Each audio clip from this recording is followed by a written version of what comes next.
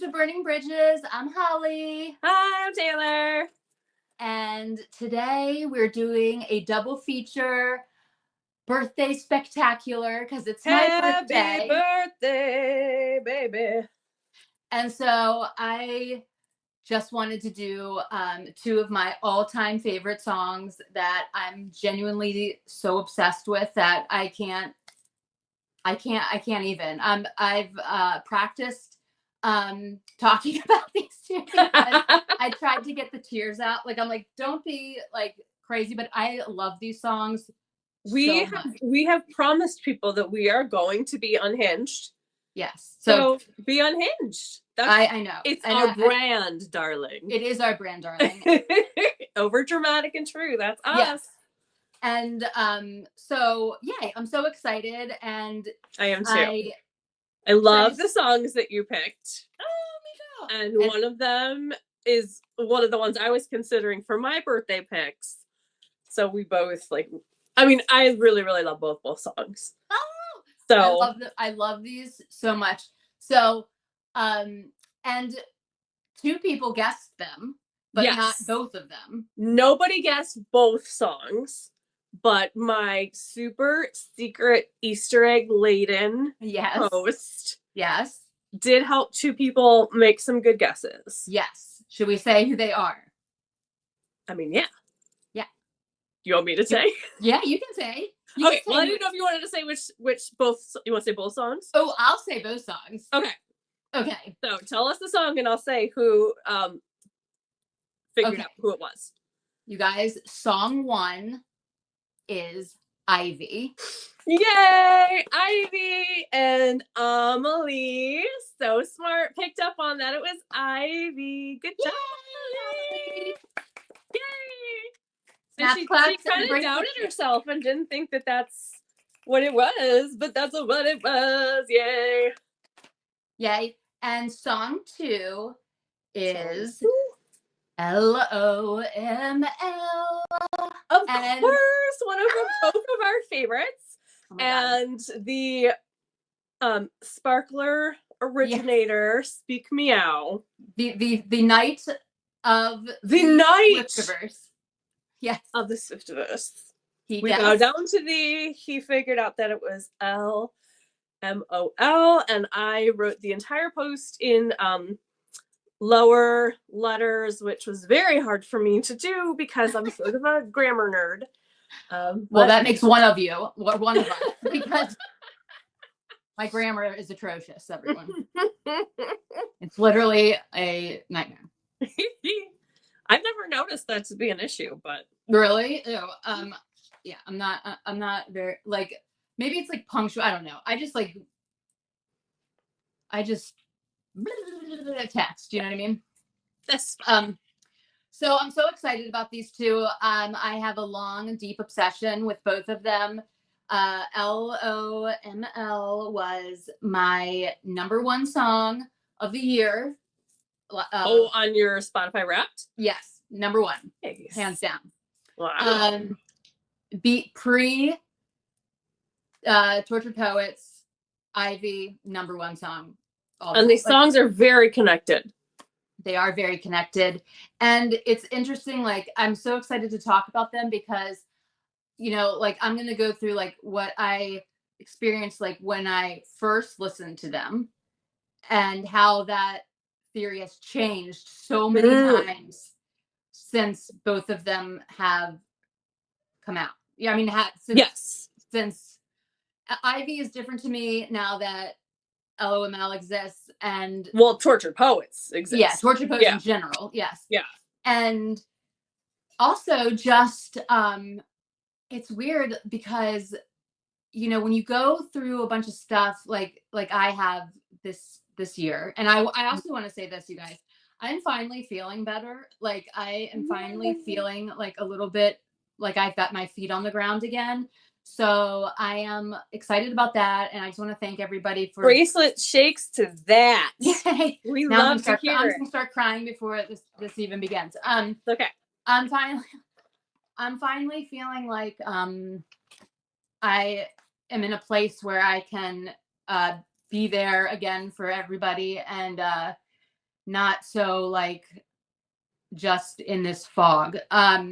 So I will be starting my I look in people's profiles Yay! videos again, and I just want to thank you all for being there and being patient and supportive and understanding through this, of course, blah year.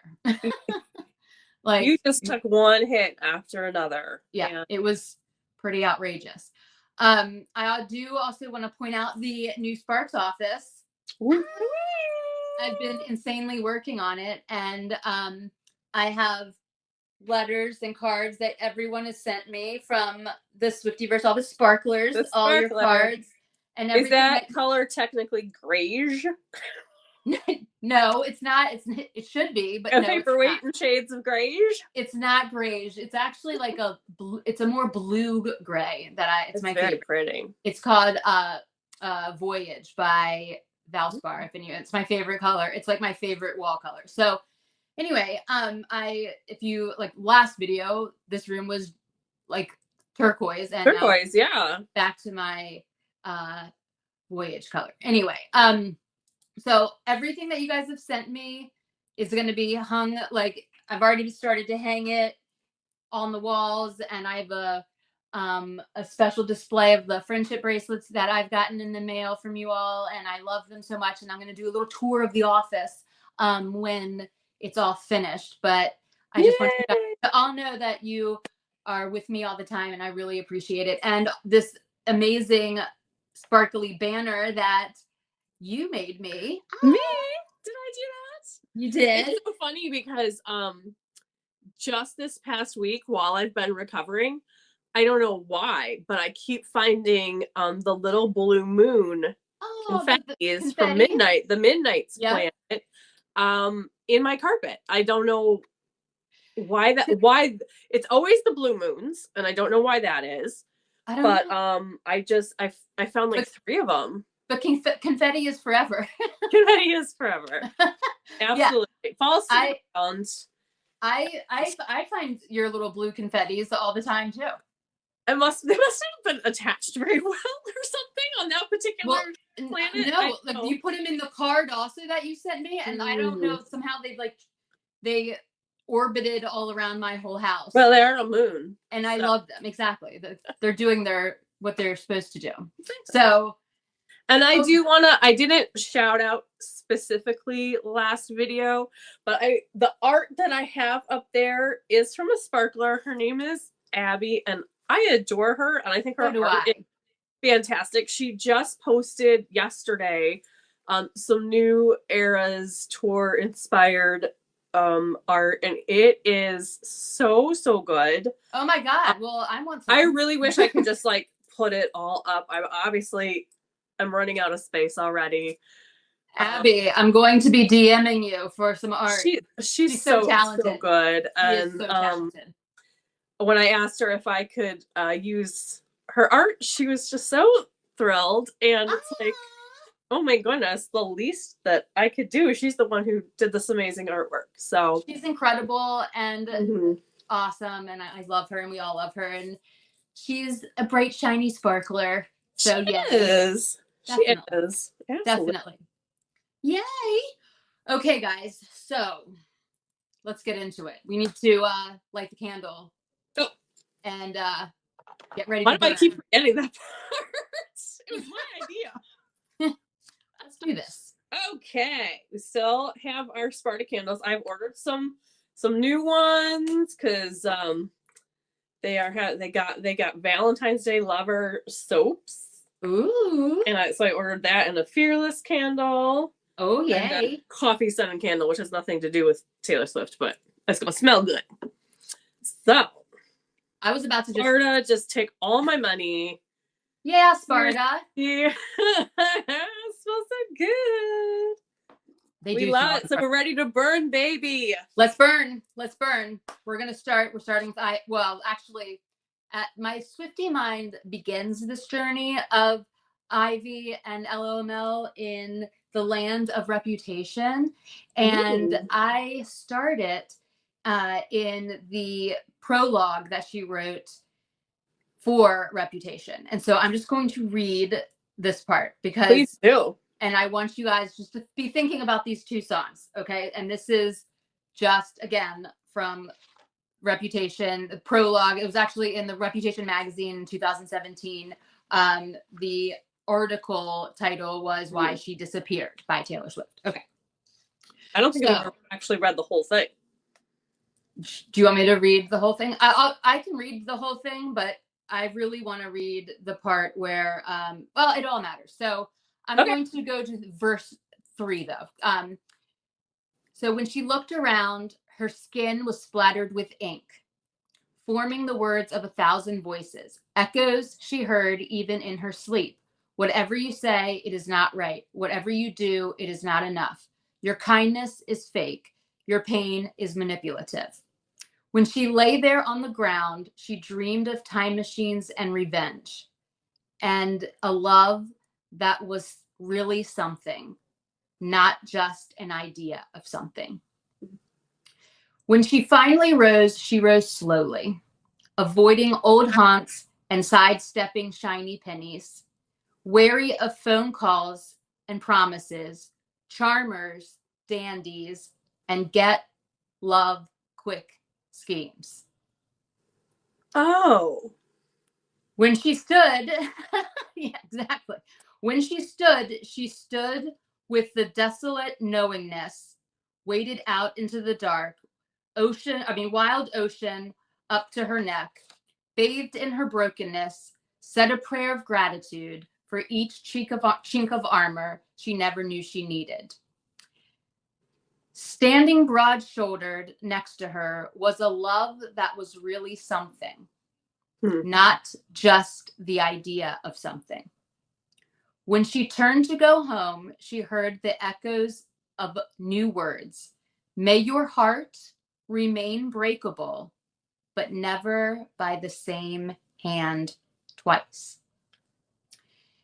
And even louder, without your past, you could never have arrived so wondrously and brutally by design or some violent, exquisite happenstance here.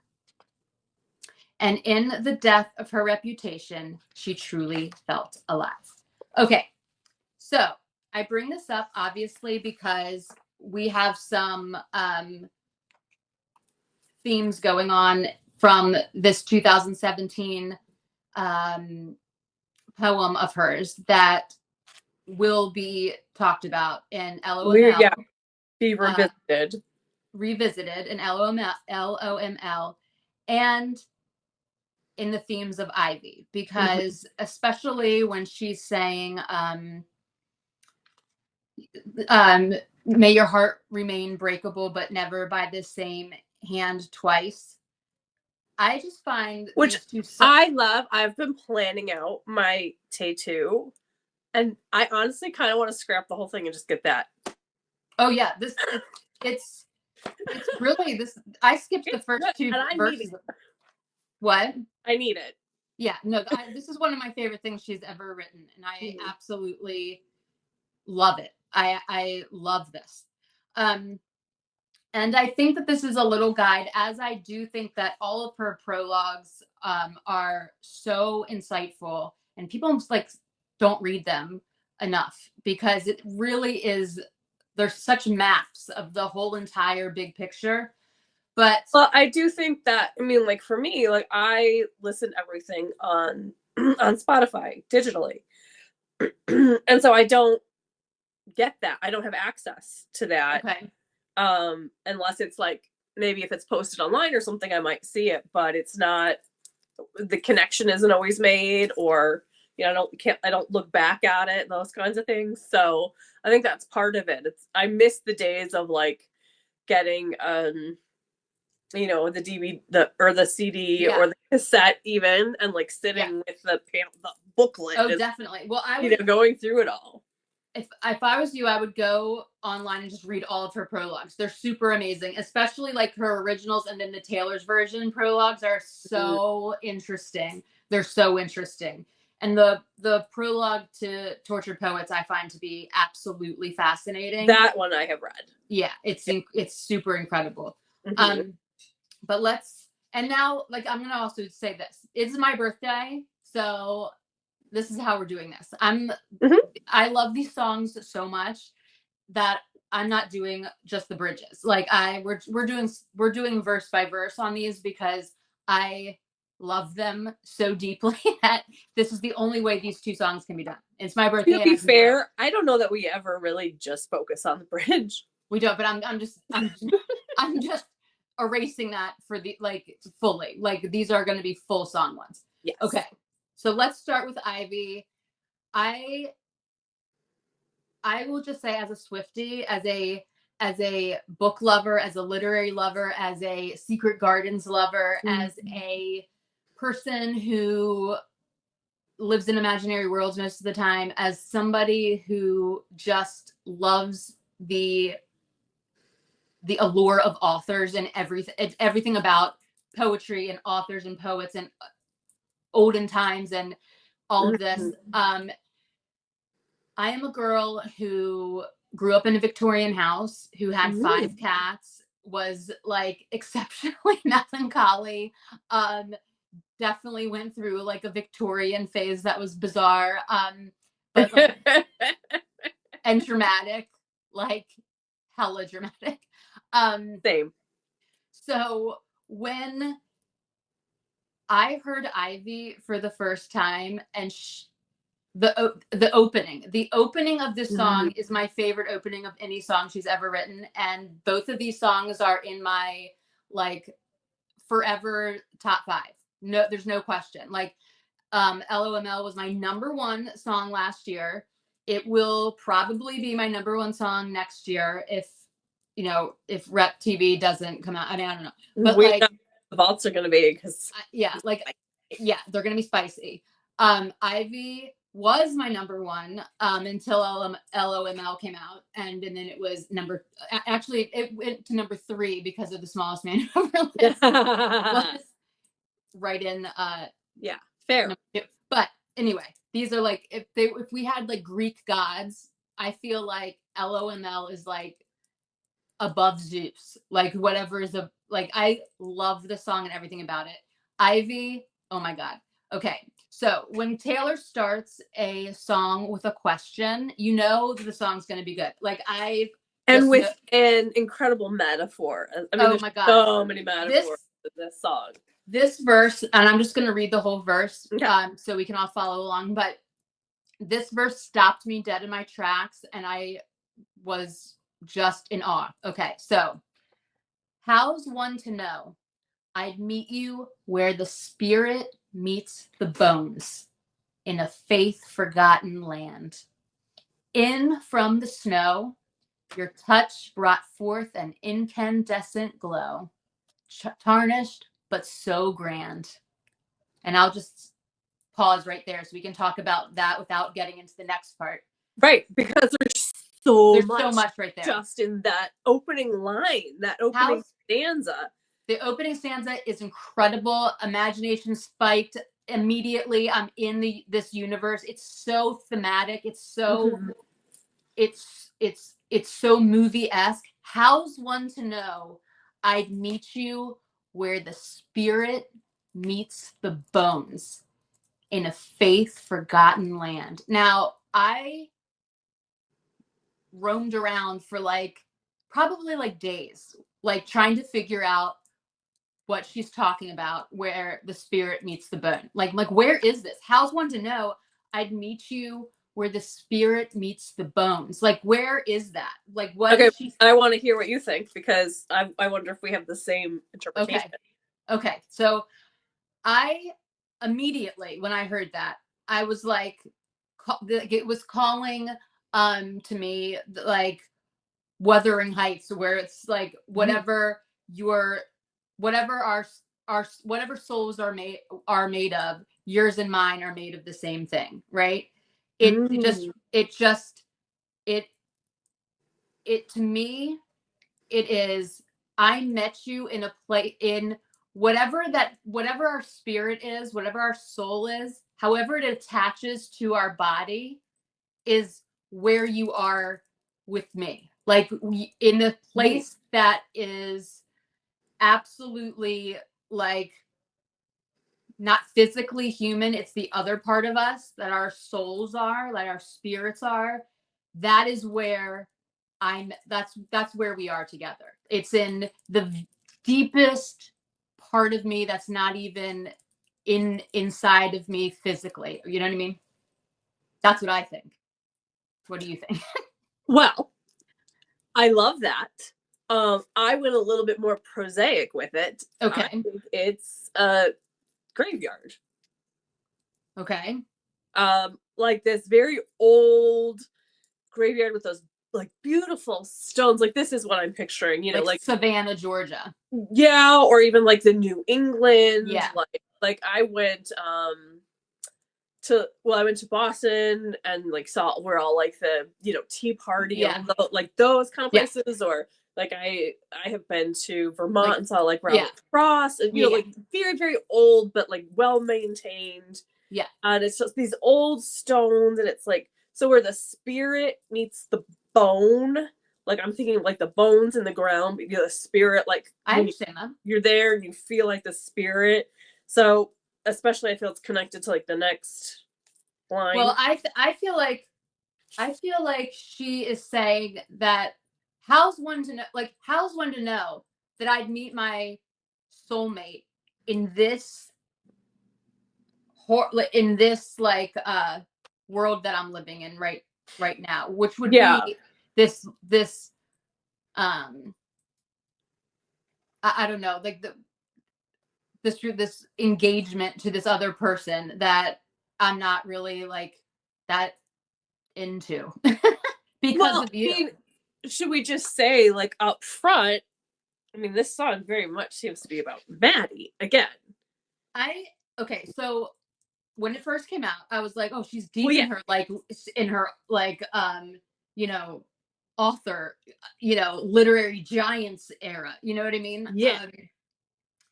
And I'm just gonna say right off the bat, like I've done these weird, like I've paternity tested both of these, and then I've retracted the paternity test, and then I put them back on, and then I've retracted them again.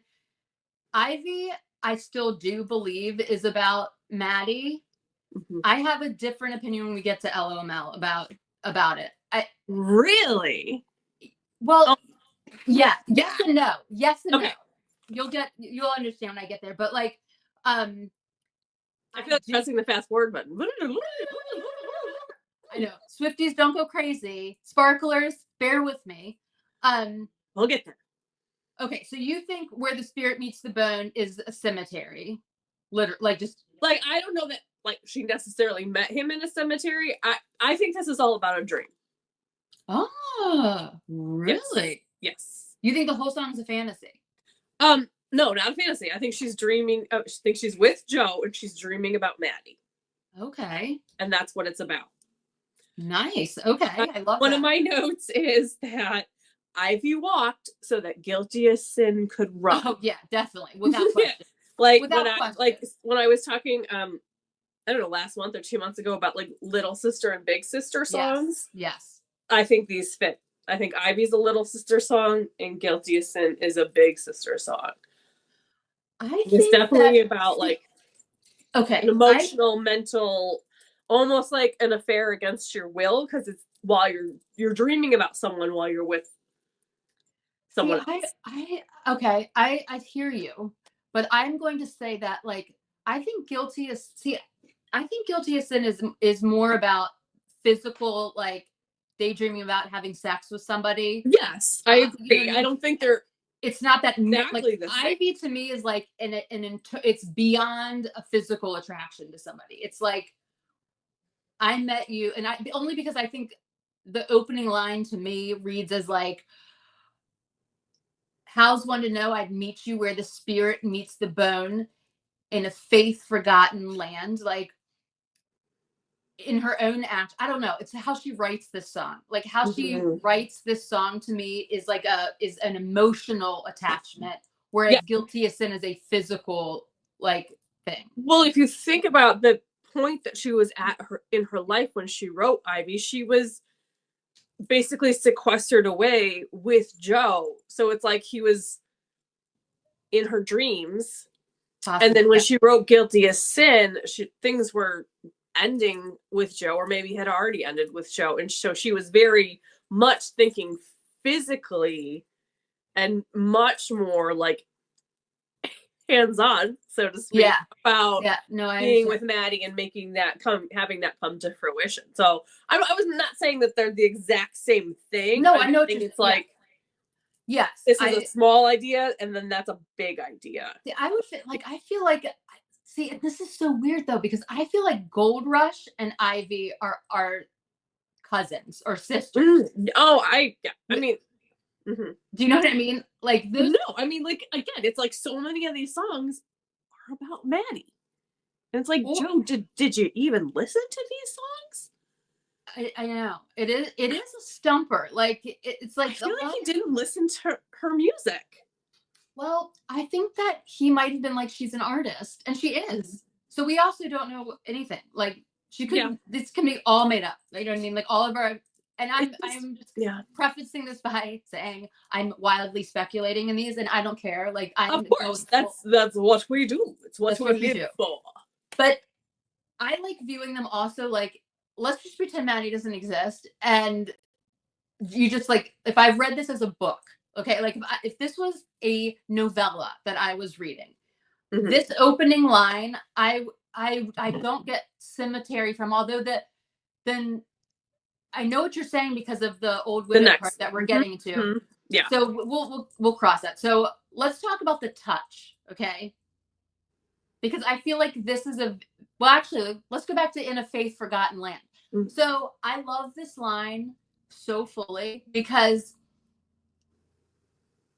I think she's talking about her own faith, like in this faith forgotten land, like, you know, and her own like bonds to this other person that she's supposed to be marrying. You know what I mean? Like, she's forgotten her faith, and she other people don't have faith in her, and like, you know, like all of that. So it's a faith forgotten land, you know. And she has faith in other people because it's all been blown up. It's all been blown up. So it's like this absolute faith forgotten land. So Hal's wanted to know that I would meet you in a world that is faith forgotten. I would meet you where the spirit meets the bones. So, because like in a graveyard, it's just bones. You know what I mean? In a lot of ways. Yeah, but it's dead. It's like dead. Everybody's dead. Yeah, everyone is. It's like, but I'm meeting you, and it's like I'm finding life. Yeah, I understand that. I like that also. I do. Yes, I do.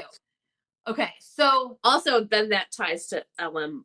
But all ties to LOML, because I like, to me, her metaphor use of cemeteries is so great. Like, I love it. All right, so let's go.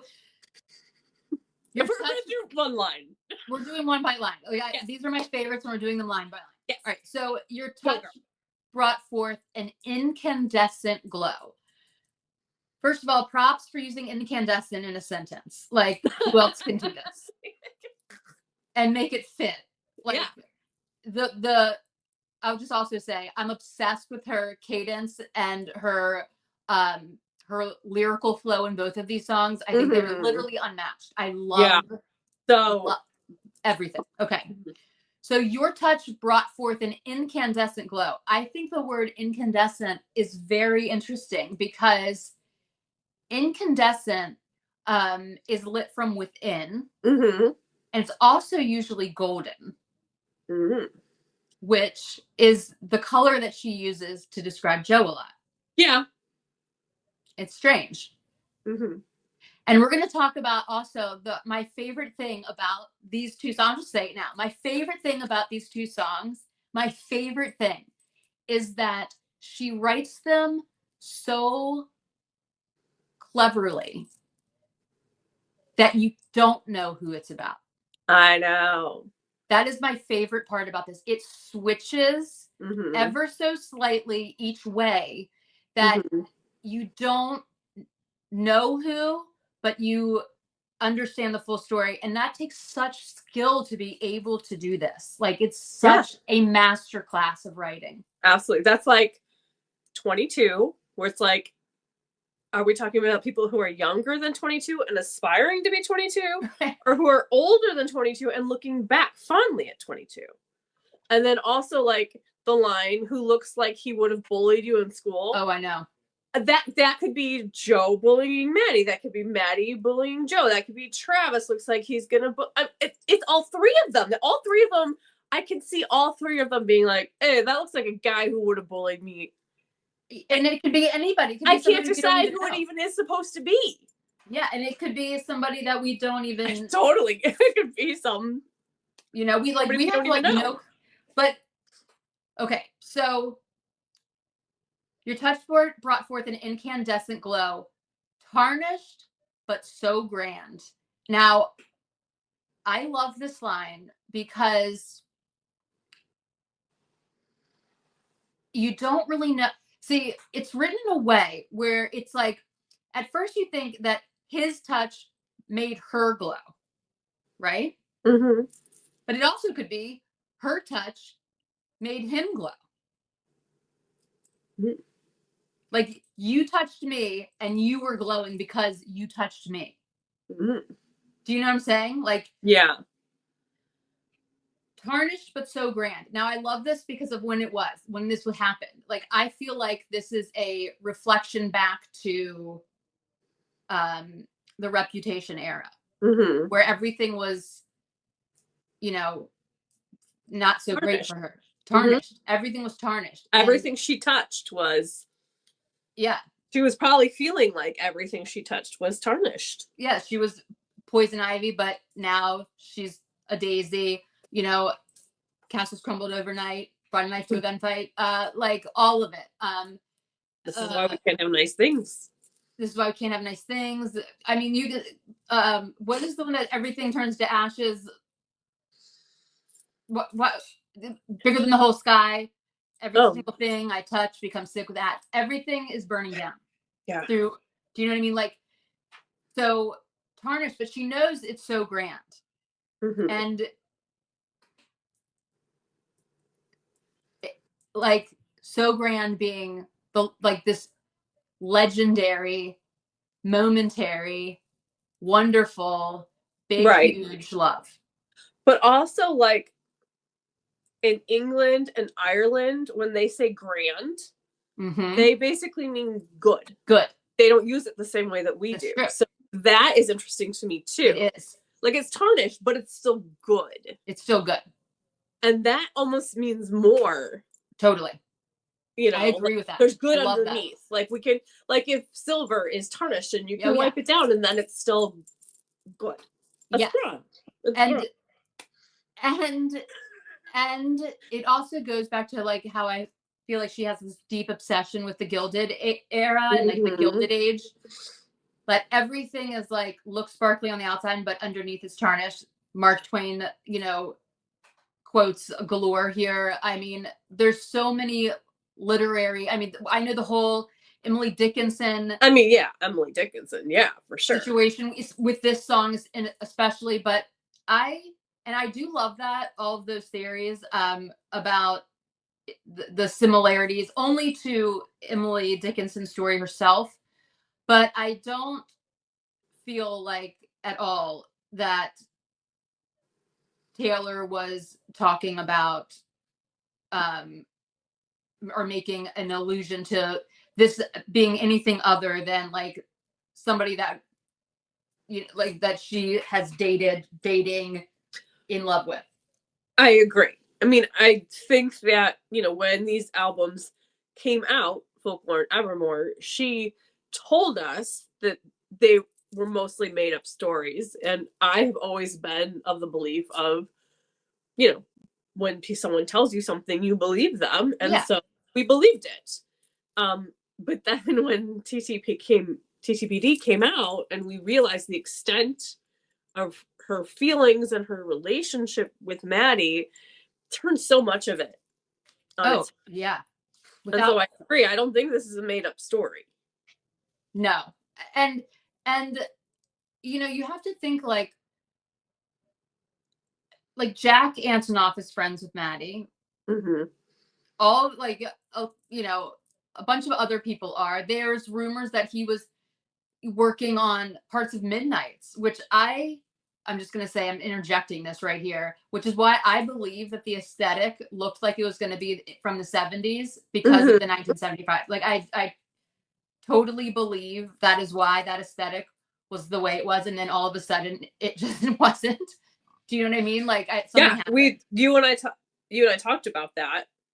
I think off camera. I can't even keep this straight anymore. But ever since then, I've been thinking about it a lot, and I've actually heard one 1975 song since then. Yay! Came up on my Spotify day list, so they must have heard us talking. And yeah, I absolutely, I definitely think so. Majorly. Mm-hmm, mm-hmm. Okay, so now this killer verse. What? I love this one. I love this one. Oh, so do I. This is like a heart stopper. Mm-hmm. And the old widow goes to the stone every day, but I don't. I just sit here and wait, grieving for the living. I love this. I love this so much because it's so visual. And this is why I don't. This is why I don't think it's in a cemetery, because she's saying, and the old widows go to the cemeteries every day. Mm-hmm. But I don't. I just sit here at her house and wait because I'm grieving the living, which is like so brutal. It is so brutal. It's the most brutal line. It's like, oh, grieving the living. As somebody who has just gone through still going through really a massive grief situation, and anyone who's experienced it, you have also, and to say that you are grieving the living is it's almost like impossible to do, and it's such sadness. It is, but in a sense, like when you break up with someone, and especially when it feels unfinished, especially when it feels, especially if someone ghosts you. Oh yeah, definitely. You do go through, you grieve that relationship, you grieve that person, but this is, see, the thing is, again, it is so visual, and it's so visual. I have two visuals with this line. First of all, if you've seen the movie Under the Tuscan Sun. Oh yeah, definitely. And there's an old man who every day she's Diane Lane, she stands on her balcony, an old man comes and like puts flowers and by like a Mary statue or something every single day. And that's kind of what I picture, like this ritual of an old, like a widow every day going and leaving flowers for her love who passed. Oh, absolutely. But I can also picture Taylor, like I'm a person who loves like cemeteries and old things. Like I can see her like walking through an old cemetery and thinking about like the lives and things like that, and thinking and crying, because that's a great place where you can just like be in your peace and you can cry and you can do whatever, because people aren't going to question you there. Yeah. I love cemeteries. Trust me, I'm that girl. I mean, they're very cool, and it's so interesting to read the inscriptions and everything. And yes, so I can see her, especially like during lockdown. She's in England, which they have way older cemeteries and probably way cooler cemeteries. Yeah. Like just like walking through a cemetery, because she's not going to bump into people, and thinking thoughts that she can't share with anybody else really, and getting the crying out, and then she can go back home and, I don't know, bake her cookies. Okay, so I'm just going to get like real precise on the words and just see if this changes your mind. So she says, and the old widow goes to the stone every day. Okay. Then she says, but I don't. I just sit here. Okay. And wait, grieving for the living. So I feel like she's saying, like, this is the visual picture that I'm getting. She's sitting in her house of stone, okay, in the woods. She watches the widows like cross her window down to the cemetery. Maybe there was like a cemetery that she could see from her window or something. Yeah, I mean, and put the ideas together. Yeah, yes. We'll mush them together. So she's daydreaming, having gold rush thoughts out her window of her house of stone. Widows going down the hill to the town cemetery in their widow's weeds, in their all she's their widows. Probably feeling like, I wish I could do that. Yeah, like I would rather. I am one of them, but not in the same context.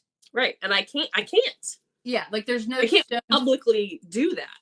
Okay, and I also just need to say that this song, if anyone read the Outlander books, did anyone read the Outlander books? If they did or watched the series, this song reminds me of Outlander so much that I'm like, I wonder if she went through an Outlander phase when this was happening. You may have.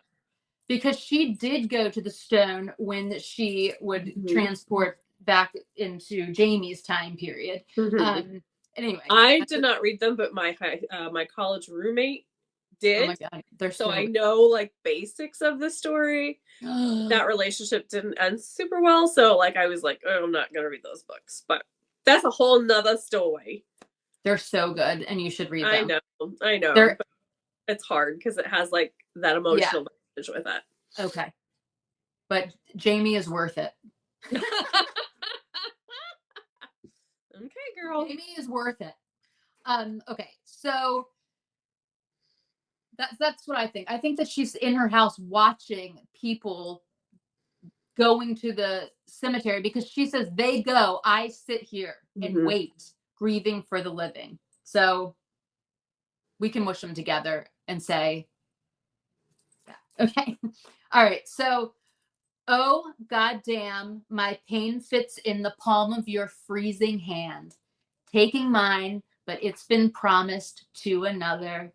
No, I can't stop you putting roots in my dreamland. Yes. My house of stone, your ivy grows, and now I'm covered in you. The greatest. The greatest. Okay, so to tell you, I know, right? Bracelet takes that. So you know how there's Taylor songs that like you listen to them and you're like, they're good and like pass over you, whatever, and then one day you experiencing something different in your life or whatever, and you're just like, whoa, those lyrics totally fit where I am right now, or whatever. Yeah, we need to come up with a name for like that moment. Like okay, Taylor stuff or something. Taylor five. So the first time that I really heard this song, and maybe it's coloring a little bit of my interpretation, is I was kind of giving somebody a second chance to break my heart, maybe a third chance at that point. Okay. I had just gotten back in communication with someone who I had dated in the past, but he had a girlfriend. Oh. Yes. Okay. And so it was it was a struggle of like, we are reconnecting, but we can't really do anything about it. Yeah. And so, and you know, I was remembering things and like, you know, you have the dreams or the fantasies or whatever. And so like hearing the song, I was like, oh, because he's been promised to another, so to speak. Right. And yet here we are having these like moments. Yeah. Yeah. And so that's kind of when I was like, oh, I'm going to listen to this song 30,000 times because I'm getting it. I'm getting it right now. Well, I'm glad that you had a moment where you were like, this song is amazing. Yeah. This song got me in like the first, I am obsessed with the imagery of the song. I don't even care who this song is about. I love it, how it's written so much that I don't even care. Like, I literally don't even care who the song is about.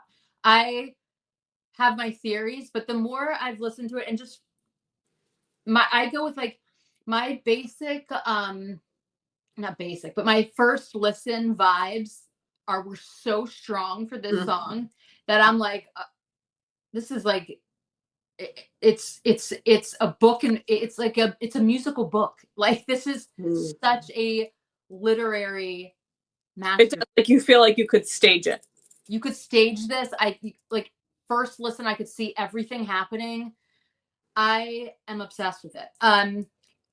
The words are so strong, like on the, in this song. So my pain, all of my pain fits into the palm, into the palm of your freezing hand. I think that's just so interesting also because earlier she's like, your touch brought forth this fire, like this incandescent glow, but you're freezing. You know what I mean? Like you are. Why are they freezing? Are they freezing because it's winter? Are his hands always cold? Maybe it's cold hands, warm anemia. heart. Yeah, maybe he's anemic. Maybe he's anemic. Because maybe he's a drug user. Maybe he's a lifetime smoker. Maybe. I mean, who knows? Yeah. But I think that's a very specific detail about someone. The freezing hands. Yeah. I feel like the freezing hands means like you're kind of aloof. Like I think she's using it in like all of my pain fits into the palm of your little, like you don't realize how much you're affecting me. Like all of my pain fits into this little hand of yours, not little hand, but like this hand. Okay, so do you think when she's talking about pain, do you think she's talking about the pain that this person specifically inflicts, or like her life pain? Life pain. Yeah, me too. I think it's life pain. I think it's like all of my problems fit into your hand. And you could make them all better. You could make them all go away. Right. Which isn't true. Nobody can. Yeah. But we're talking about fantasies here. Right. And escapism. And she just feels like all of the things that bother me. And like when you're freezing, you're also numb. Like if you have freezing hands, you also can't feel like your hands. Like it's a numbness. So to me, it means like all of her like emotion, all of the things that are real and like inside of her and like vibrant and you know, all of her humanity, you know what I mean, fits into the palm of this freezing numb hand. Like he's unaware that he has this much influence and how strongly she feels for him. Like almost like he almost does he's not even fully aware yet that this is how she feels. And that if she could just do that with him, warm the up, pain would go away. Yes, and it would all go away. Like everything that's wrong fits into your hand. You know, and then I love that I can't stop you putting roots in my dreamland. Now this is so interesting to me. This one made me like really do I don't know, like a what? Because she was living her dream life is what it's saying in this. She had her dreamland. Everything was great. But I can't stop you putting roots into my already dreamland. Like you're ruining my life. I love you. Ruining my life. I really did. Right, like for a little bit. Yeah, like I can't stop you putting, like everything's going good. Like until from the outside, from what other people how this is what I thought I wanted. And even the things that she probably tells herself, you know what I mean? Like, this is great. Everything's good. Everything's great. Except, how's one to know? I'd meet you where the spirit meets the bones. Like everything was going good until that one thing. Like, and I'll just bring up another thing. Can I ask you a question? Like these are all the same, like, all of the question songs, you know, are. I know I saw a post something about Instagram post or something about all the questions that Taylor asks us Yeah, like, because there's so many that like there's so many titles that have that are questions. But any songs that start with a question, you just know are going to, like, for me, I'm like, oh, here we go. Here we go. Here we go. If it starts with a question, it's gonna be my favorite song on the album. Like, I just already know. But my house is stone, your ivy grows, and now I'm covered in you. I love this so deeply. Like, me too. Because, okay, you go first. Birthday girl, you go. I love this because I love how she's using House of Stone as a metaphor to her own self at this point. Like, it's not really a stone. It's like, it's her guarded, protected life, all of the, layers that you have to go through to even get into like her inner circle, then to like even be able to scratch the surface of her, because no one ever did, as she said herself in the prologue to Torture Post Department. But like, I am made of stone. Okay. So like, but you're the ivy that is suffocate. Like, ivy makes things crumble. Ivy grows in the dark. It grows in the light. It grows straight up. It covers, it breaks through stones. I mean, like, it is one of the most destructive plants in existence. Okay. But it also holds up things that are crumbling. It's and it goes wild. Like, it doesn't need any encouragement. No, it needs nothing. It doesn't even need sunlight. It literally is a plant that needs nothing that every other plant needs, and it will wrap itself around anything and restrict it. Like, it's also so beautiful, especially growing on a brick stone. It's incredibly beautiful. It's incredibly gorgeous. It adds, I mean, like, we have like the Ivy League, like we like romanticize Ivy League in older buildings. Absolutely. And it's beautiful.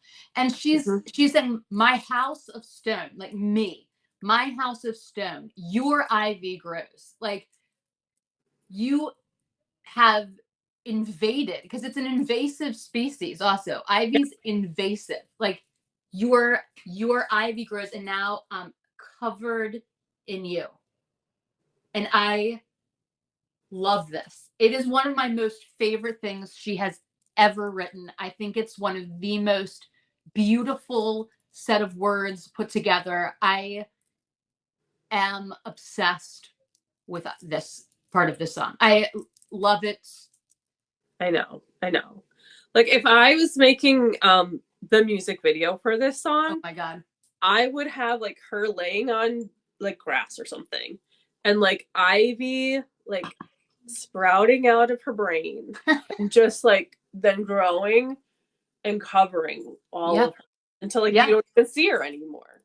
Because that's what I feel, because that's where it starts. It's the thoughts. It's the like the invasive thoughts, basically, of him, that she can't stop. The memories, the thoughts, the what ifs, if we were together, we would do this. The thoughts that you have. We've all been there. Yeah. Hopefully. Yeah. Me.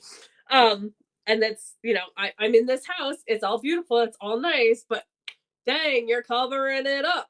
And it's growing and it's growing and it's growing and it can't stop. But she also doesn't say that her house is beautiful. She says, my house is stone, which also just makes me feel it's chilly. Like, my house of stone is like, like, this is a cold environment that we're in. I think we change seasons in this song. I think we start in the winter and we go into the spring, like in this song. But like, it is cold at the beginning. Like, it is very dark. I have made the music video to this in my mind a couple times, and I've started, like, I actually started trying to make it, and also for LOML. And I actually might put them out one day if I finish them, because they're super dramatic, and I'm obviously not like a video music maker, but I'm so visual that like anyway. Well, we've talked before about like my idea for if she were to perform LOML. Right, we've talked about that. What my idea for that was. No, what is it?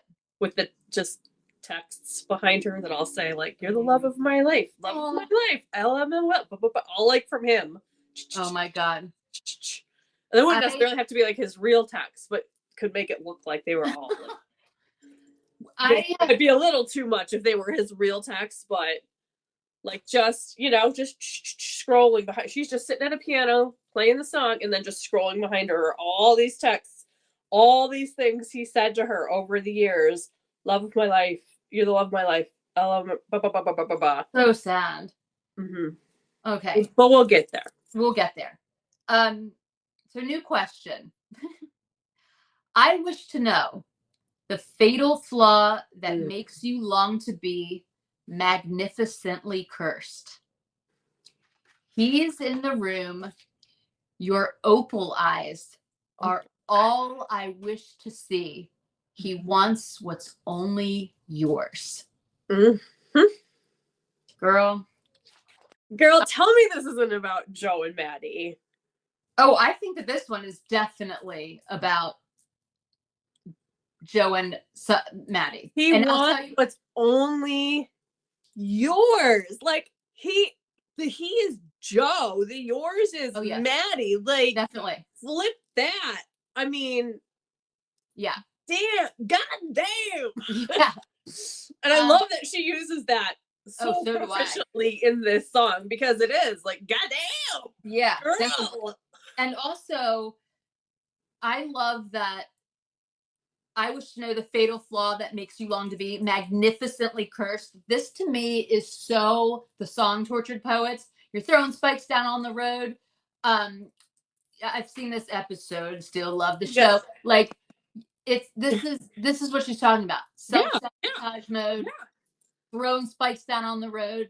Like this, breaking his favorite toys. Yeah, breaking his favorite toys. Oh, like, here we go again. Here we go again. And I just want to know the fatal flaw. Like, what is this that makes you, and this is my favorite part of it, it's so questionable, like, that makes you long to be.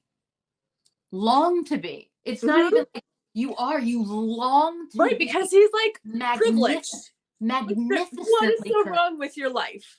I mean, maybe there is. I don't know, Maddie. Forgive me. Maybe you have trauma in your life that I don't know about. But you long to be magnificent. You just want to be. No, he wants to be a tortured poet. Yes. You long to be magnificently cursed, but you're not. Like, you're not. You're a modern idiot. Yes, you are a modern idiot. Like, we are not. I'm not Patti Smith. Like, this is not the Chelsea Hotel. We're two idiots, okay? Yeah. And why do you want to be cursed? Why do you want to screw? Sometimes I wonder, are you gonna screw this up with me? You know what I mean? This is Ivy. Like, why are you doing this anyway? Your opal eyes are all I wish to see. Now, opal eyes are very interesting to me because, do you agree on this? Yes, because opal is it's not even a color. It's a stone. It's a multicolored stone. It's a very fragile stone. And in Victorian times, it was like a cursed stone. Like you couldn't, like it was like a stone. Like you had to be very careful wearing opals because, like, there's there's like a lot of like old Victorian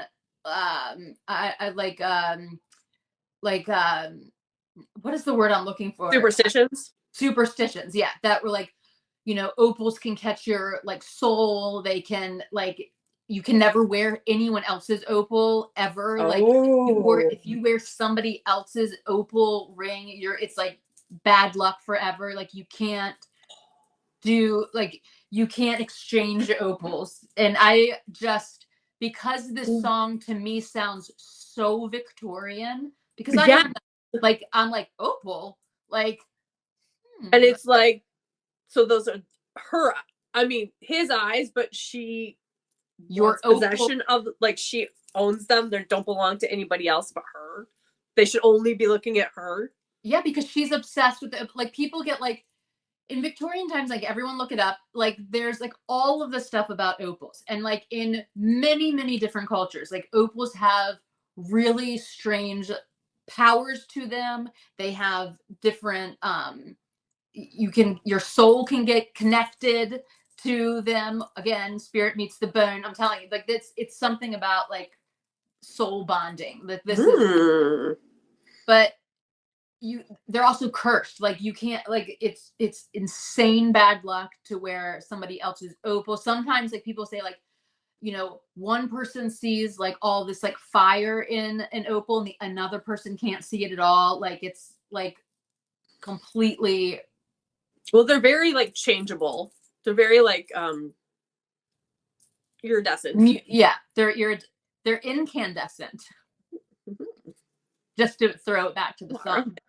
But so your opal eyes are all I wish to see. Mm-hmm. And he wants what's only yours. And so I feel like she's hypnotized. Like opal eyes to me means like she's mesmerized, hypnotized by this person, right? Mm-hmm. I don't know. That's how I feel. And that she feels that his eyes should only be looking at her. Yeah. And nobody else. Right. And that's all she wants. All she wants to look at is his eyes looking at her. Yeah. Okay. So then we don't have to do the chorus again. Right? I mean, it doesn't change. So back to the house of stone, your ivy grows. And now I'm covered in you. And so here we go with I feel like winter has left. Okay. So now new season of the song. So clover blooms in the fields. Spring breaks loose.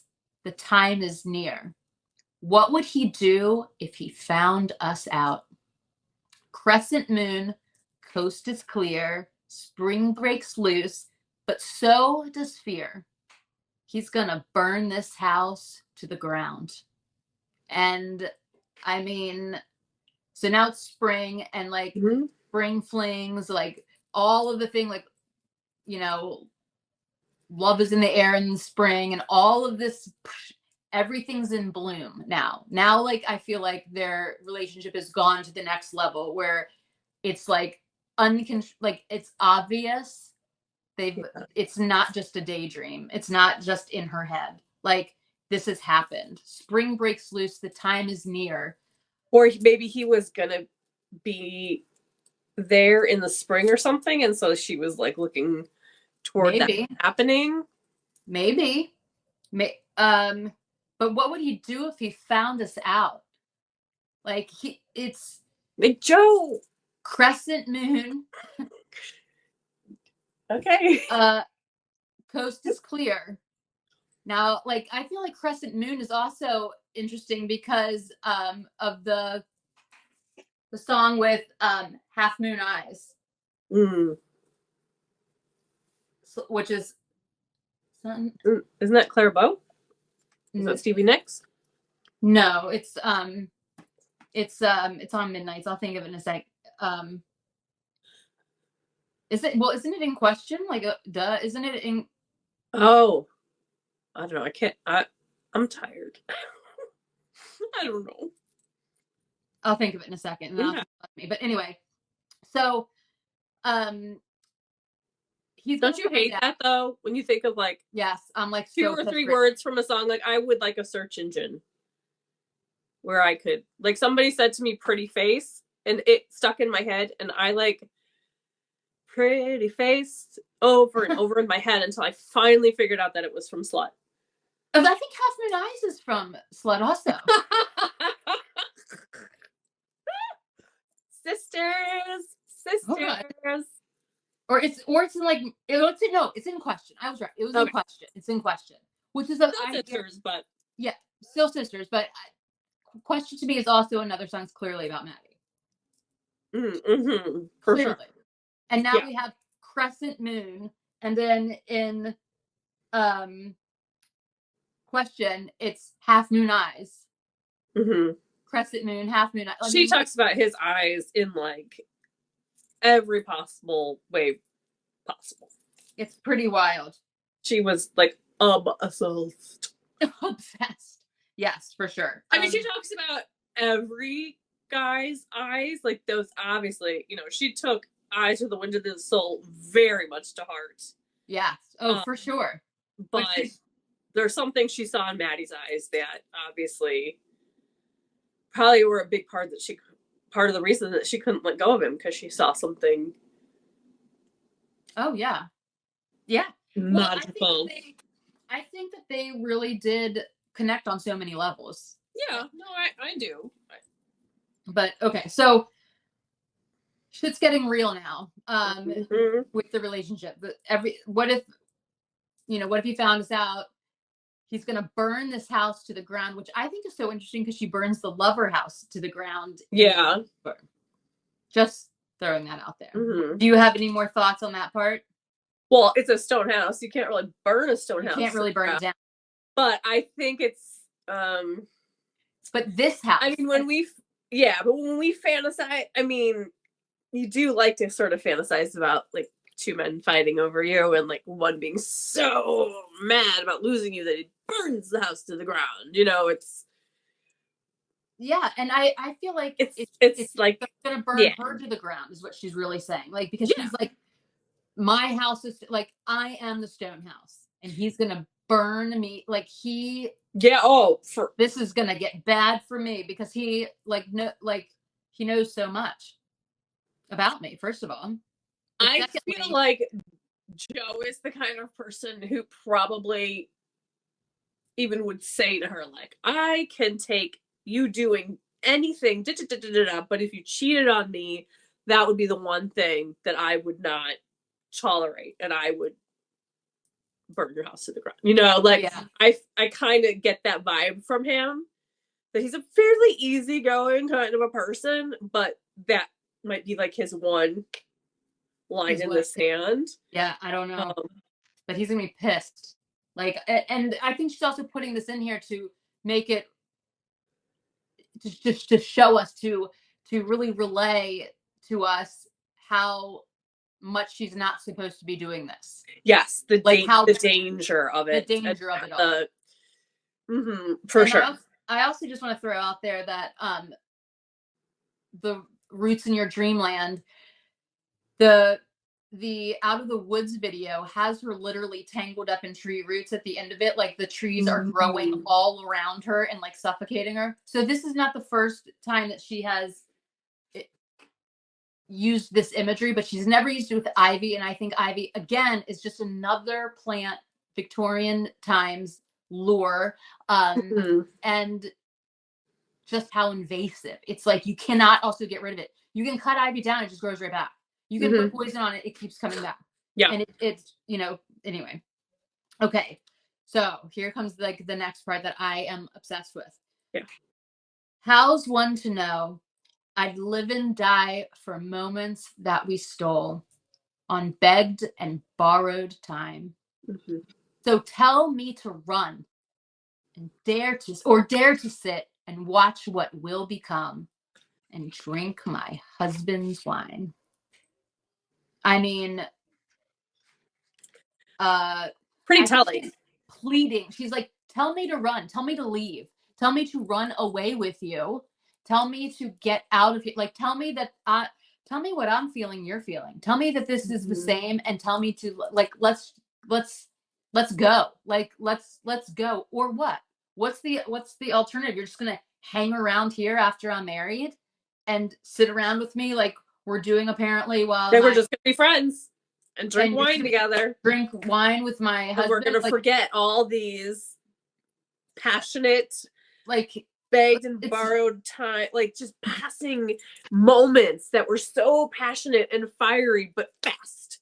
And also like, and how's one to know that I'd live and die for moments that we stole, like that weren't even ours. Like, I was living and dying, back to the cemetery, back to like the grieving, back to the widows, like back to all of that imagery. I'm living and dying for seconds of your time. Yes, for these brief moments. It was momentary.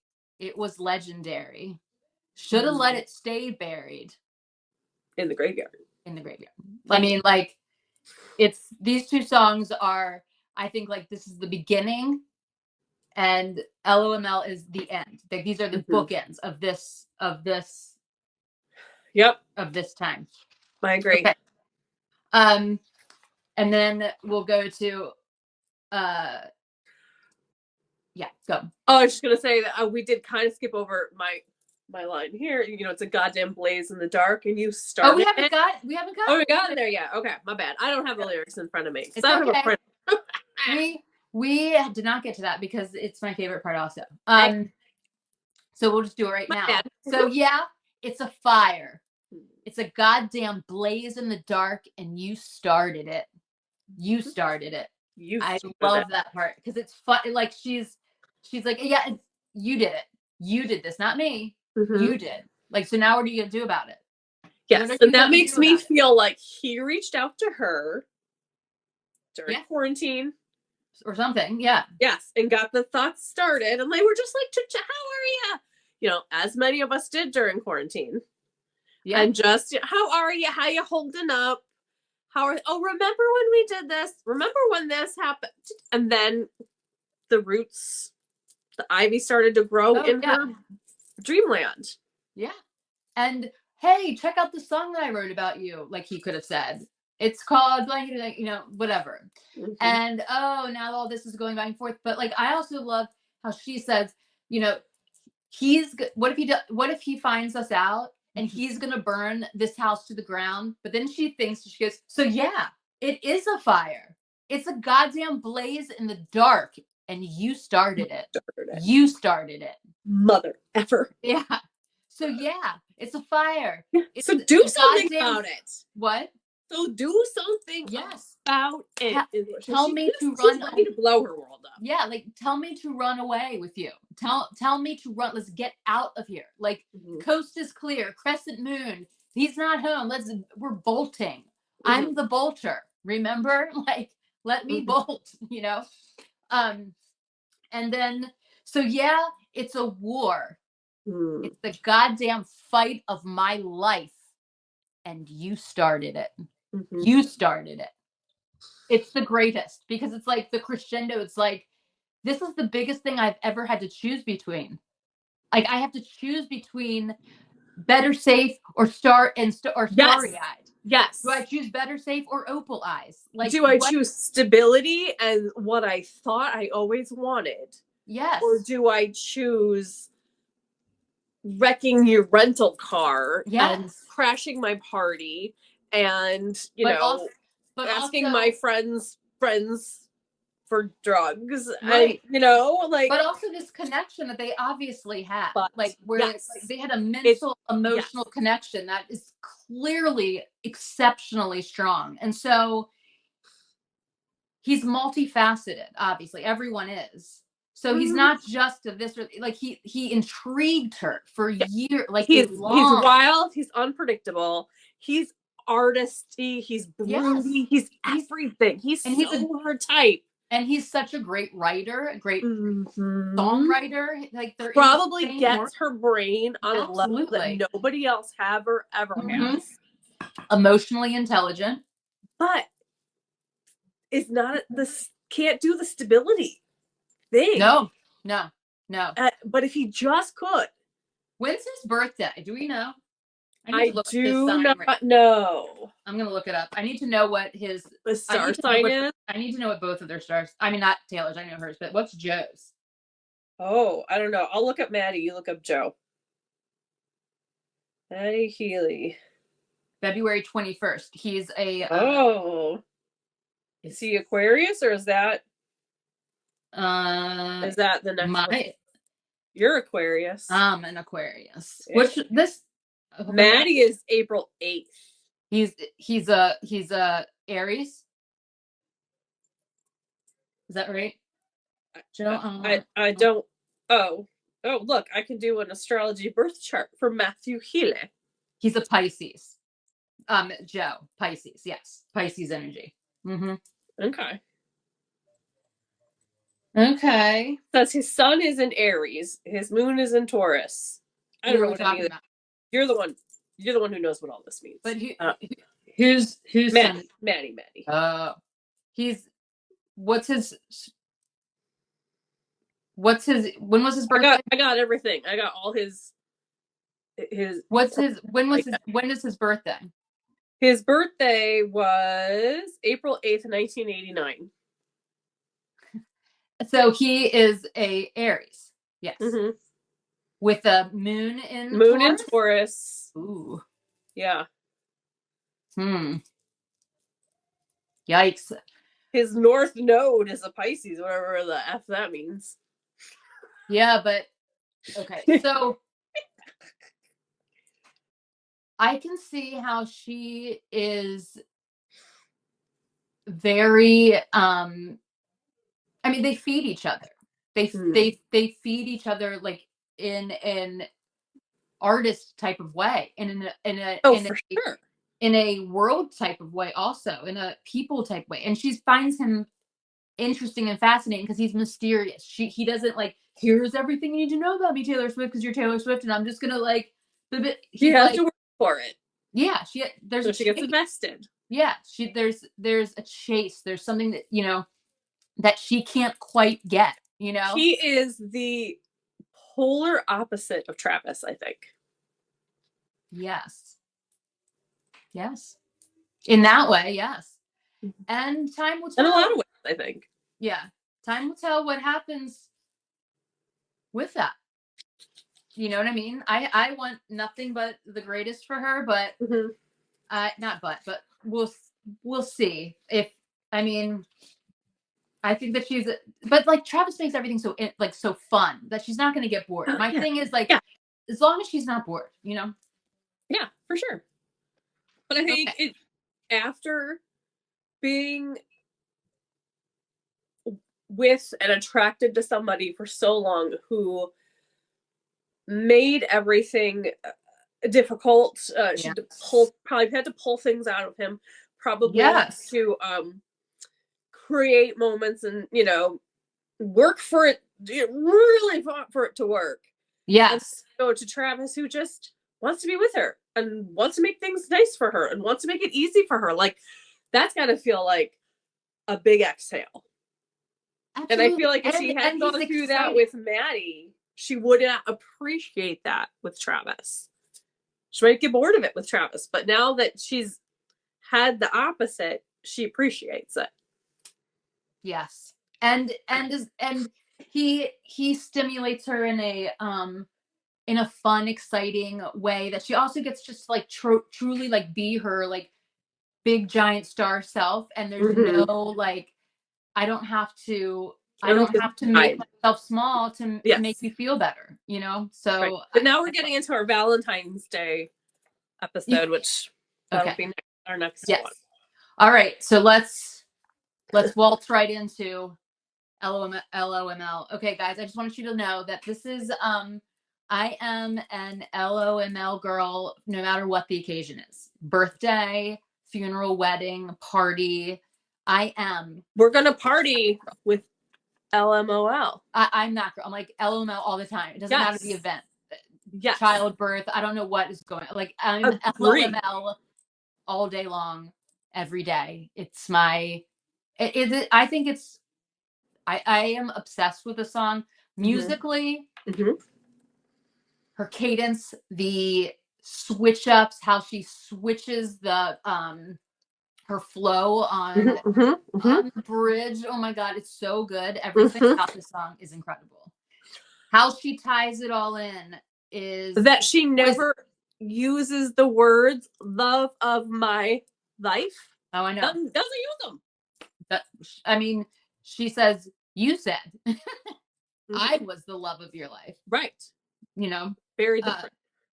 And okay, so the song killed me the first time.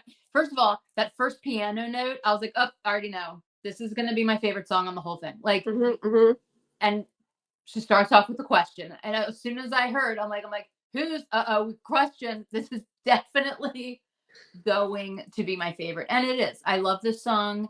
Mm-hmm. It's so sad. I am that girl though. I'm like, I really love like a good sad song. Like me too. The sad songs are always at the top for me. yeah, like a bop is fun, but give me a sad song even any when day of I'm the week. happy, like I need a sad song. Like I just love sad songs. And me too. You know, so yay. All right. So oh my God. All right, here we go. Let us begin. Here we go. With LOL. Okay. Like, and what we all thought this song was gonna be, first of all. What did you think it was gonna be? Well, I had not heard the acronym LOML before this, okay. But I figured out pretty quickly it was supposed to be love of my life, okay? Yeah. And so I mean, and I know that you very often like remember the first time you heard a Taylor song. I'm not that person. I remember listening to this and getting to the last line and just like she did it again. Like it was the biggest, I refer to it as like the biggest lyrical musical plot twist ever pulled. It was like, what? And just an ultimate devastation. Yes. Just like you needed a moment. Oh, absolutely. I was beside myself with just, I mean, I did like a this in my living room to no one. I was like, well played. Well played. I think I was just stunned. I was just. Yeah, no, I was like, it's an acronym. And I like, just because I feel like I know Taylor's for like how she rolls. So like, you know, again, like I've been a Swiftie forever, but like, I'm like, when she does an acronym, like it's not going to be what we expect. See what we think it is. No, I'm like, it's good. She wants us to believe that it's going to be love of my life because of the situation that clearly unfolded with Joe. You know what I mean? Mm-hmm. But it's going to be something different, or she's going to do the ultimate switch up. But I did not. I had a list of things it could be. Okay. Loss of My Life was on there, but it was not one that I thought, like, I didn't really know. I was like, it's either going to be a big thing about like, don't say like someone's the love of your life and then like do this, or like, but like, you know, sort of like a white horsey type of, you're in the rear view mirror, disappear now, you know, like, and you know, I don't need you and your white horse to come around now. I love White Horse. What? I love White Horse. Oh my God, me too. So much. White Horse was my original LOML. It was my original LOML. So you would say that White Horse galloped. So yes, it trotted. Yeah, galloped. It did gallop. White Horse galloped, so LOML could burn my field of dreams for sure. Oh. for sure. White Horse was the song that it was the first one that truly like ripped me to shreds Taylor wise. Like it was like the song I was like, oh my God. And I mean, I remember like when that song came out, I mean, it was, Spotify didn't even exist. The internet barely did, I feel like. I mean, there was like MySpace. I'm being sarcastic, but it would have been my number one. White Horse would have been my number one song for the next probably like 5 years. Like I loved that song. I still love it. It gets me every time. Yeah, it's one of their songs. LOML to me is such a beautifully haunting landscape of a song. It's so layered. There's so much depth and life and growing up. Like White Horse is the younger version of loml, not even sisters, like this just the younger version of loml. Okay, so here we go. Who's gonna stop us from waltzing back into rekindled flames if we know the steps anyway? We embroidered. Oh, should I just stop right there? We can stop right there. I would just like to point out, and we will not get into this song because this song will be a whole other thing, but Peter, the song Peter, is a waltz. Yes, it is a waltz. Absolutely. It's the only song she's ever written that's a waltz. It's a very frenetic waltz too. I've tried waltzing to it. It's not easy. The other thing is that it also links to we knew the right steps to different dances. Absolutely. You know, my rekindled flames, I feel like, is very interesting in this song because it either is referencing now. Okay, so let me just back up and say when I first heard this, okay, as every Swiftie on earth, I feel like, was fully prepared for a very major Goodbye to Joe album. Yes. And we got a thruple situation. There is another person involved in this album that we were not fully prepared for the gravity of this person's place in Taylor's life. Okay. Right. Now, I will say that when I first listened to Tortured Poets, it did not take me very long to go, this is not about, like, by like the second song, I was like, this is already a non tattooed golden retriever. Like that was your first, like, oh yeah, I'm like tattooed. Oh God, no, this is about Maddie. And I know it took some people longer to get there, and that's cool.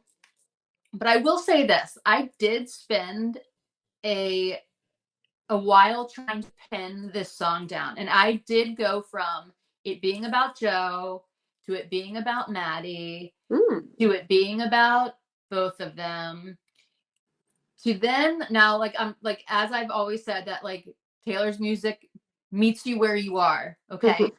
Then I, when my dad died, and all through the grieving process, and actually when I was making Speak Meow, his Tortured Poets department bundle giveaway. Yeah. Beautiful box. Yeah. And I, of course, like, I was listening to loml like nonstop because it's my favorite song on the album. But anyway, like, it's interesting that I have now come to the conclusion that this song in my head, as you go through the grieving of relationships and of people and of things, I think that this song is it's about three things. It's about Joe, it is about Maddie, and it's about her. It's her response to grief, and to being lied to being deceived. And I think that the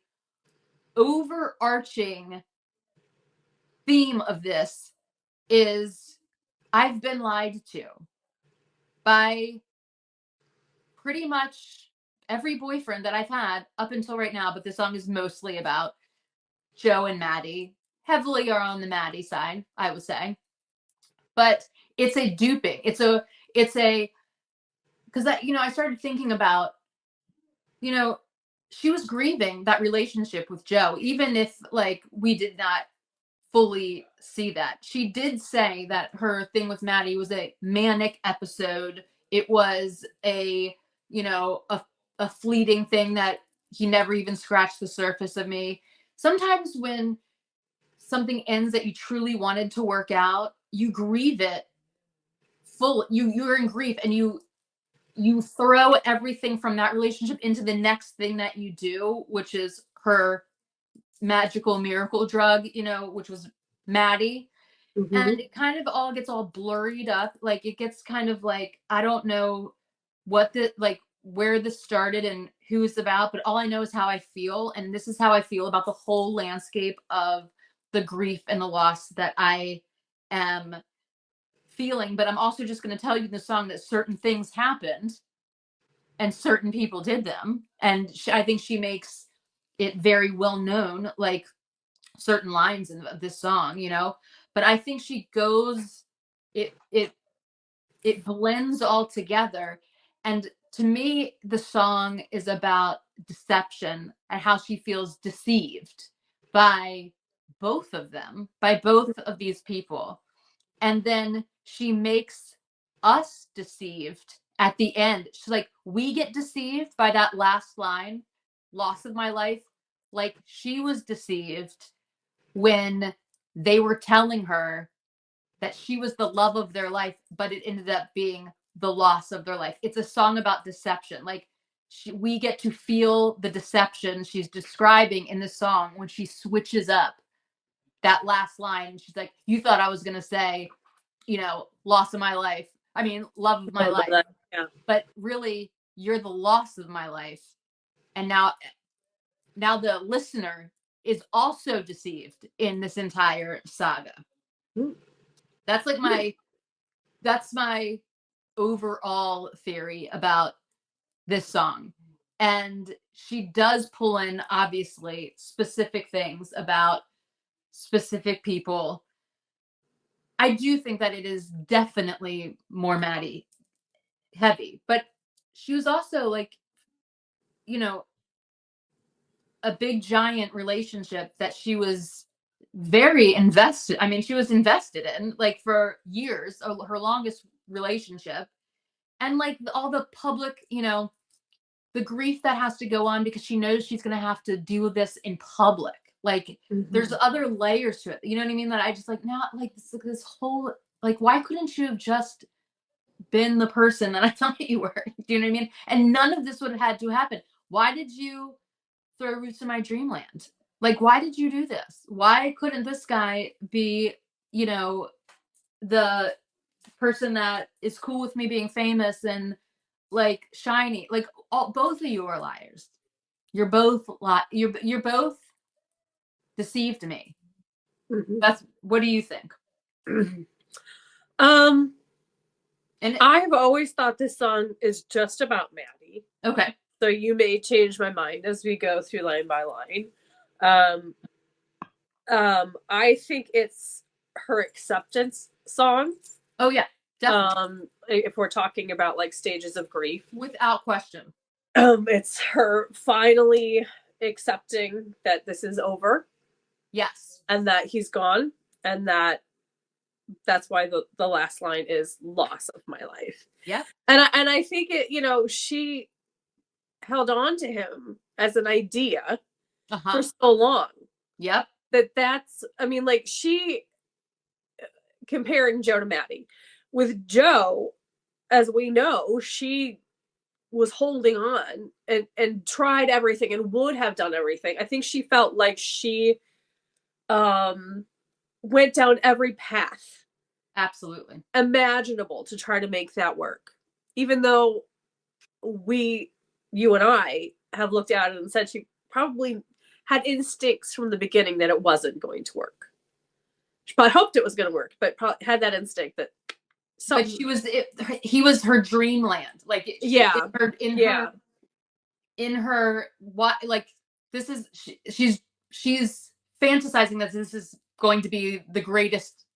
Yeah, like he's the one, and that's why she tried so hard to make it work. And that's right, exactly. She would have held on right forever and ever. And then Maddie, on the other hand, was an idea of sorts. That kind of, you know, wove in and out of her life. Probably, like, if you have a person, I'm this kind of person where it's like, if I'm going through something rough in my life, it's this escapist fantasy, this person. Absolutely. You start having the fantasy of, oh, what if I just ran into that person? What would I say? What would I do? And that becomes your little escapism from the real life stress, anxiety, grief, depression, whatever it is you're dealing with. Well, that's so, yeah. And so I think she finally had to accept, like, first of all, she had to accept that he was a real person and that he was a flawed person, because she could fix him, but no, really, she couldn't. I mean, she put up with a lot of stuff that I think she probably didn't really want to put up with. With all the comments and everything, and her fandom coming and saying, why are you with this person, but she was gonna be ride or die with him, because she'd already invested so much, and then he love bombed her, whatever, and promised her a million times, and shit talked her under the table. Yep. And then this is her song saying, you're the loss of my, you know what? It's the loss of her life, but I think it's the loss of his life too. Well, I mean, because how could not be, right? But like, she only could have made him better. But you can't make anyone better. No, but that's probably what scared him away. Yeah, like, I don't think that he has the strength internally to be the person she needed him to be. Yes, and he saw that, and that's why he bounced. Oh, exactly. Yeah. I also think that something could have happened like this, that like she was, you know how you just said, you brought up this escapism, and she was like escaping the end of her relationship with Joe, because it's been so it's she like made it like this idyllic kind of love for like a long time, and like this was like her, this was it, this was her end game, and this is she, knowing that it's not just like a breakup and then you never hear about it again. Like, the world is going to be talking about this. Like I need to, like, I'm on tour, I'm on a world stage, and like this is happening right now, and I need to like quickly move to the next thing so I can like not have to deal with this. Oh yeah. Like, I need to fast, like instantaneously move on to the next thing. And I think that she dumped a lot of, like, and you can't help it. Like, if you come from a relationship of that many years and that much history and that much thing and all of this, you are going to bring into the one that's happening less than like a month later a heaping amount of like intensity that is, like, you know what I mean? That Maddie can be like, holy shit, like, wait. Like, honestly, like, you gotta look at, because, like, you're not starting at like oh my god, you're already like, starting at 99. Like, yeah, like, yeah, I mean, like, we've been like flirting and all this stuff for years or whatever, and like weaving each other into our lives and our poems and our songs in from this distant muse kind of space, but then to like, oh no, you're my boy, like, no, and like everything is, and like, then reality, yeah, like that is a lot of pressure both ways. I mean, and she said it was manic, it was self-destructive, it was like this whole big thing, but all of that started from the sadness and everything that she felt from losing Joe. Like, I do believe that she was very upset, like, oh yeah, and very hurt and very disappointed that that this had to go down like this, and that like whatever it is, that whatever that thing was that made them break up. I mean, I think it was probably the Aaron store just in itself. Like, I kind of think that it was like, he can't handle how like much attention I'm getting. But then either could Maddie. Like, no, they're like, I feel like they're two sides of the same coin in a lot of ways. Like, they're just dressed different, but the same flawed person. Like, on the inside, the same malfunction, like the same thing that you can't allow me to be big, shiny, bright, huge superstar Taylor, full impact, world phenomenon. You prevent me, like, you can't handle it. And that's why I sort of think that this is about both. It's like you both sucked in a way. Like you both lied. I'm the one that like is stuck. Like, yeah, I don't know if like, what did I do earlier that made this? It's not the fireworks. Yeah, it was this. It's not doing it. No, the magic's gone. All right, so never quite gone. Never quite gone. All right, so we did rekindled flames. Yes, we've done one line. We've done one line. Rekindled flames. We are now back into rekindled flames. So again, this is the beauty of this, because it's like, it's vague. It's vague because we've heard little hintings that her and Joe broke up a couple times and got back together. We know that Maddie and her dated at one point and got back together. There's a blurriness. Maddie, the rekindled flames. Yeah. It can be either one. But this next part, okay, if we know the steps anyway, right? So we embroidered the memories of the time I was away, stitching, we were just kids, babe. That's Maddie. Definitely. This is 100% Maddie. I said, I don't mind. It takes time. I thought I was better safe than starry-eyed. I felt a glow. Incandescent. Glow. Incandescent. I felt a glow like this. Never before and never since. What? It was delayed? What? Yeah. But I got fireworks the last time, and now I just got this. Okay. So, okay. We embroidered memories of the time I was away. Stitching, we were just kids, babe. This to me is a call, this is, okay. In the Torture Poets department, the song, where it says, you're not Dylan Thomas, I'm not Patti Smith, this is the Chelsea Hotel, we're two idiots. Patti Smith's book is literally called Just Kids, right? So I think that this is a dog whistle to that line and back to Maddie immediately, immediately, and also saying we were just kids, like you calling when they met, they were 10 years younger, they were in their 20s, the very Peter Pan, very, and this is that whole thing. We were just kids, but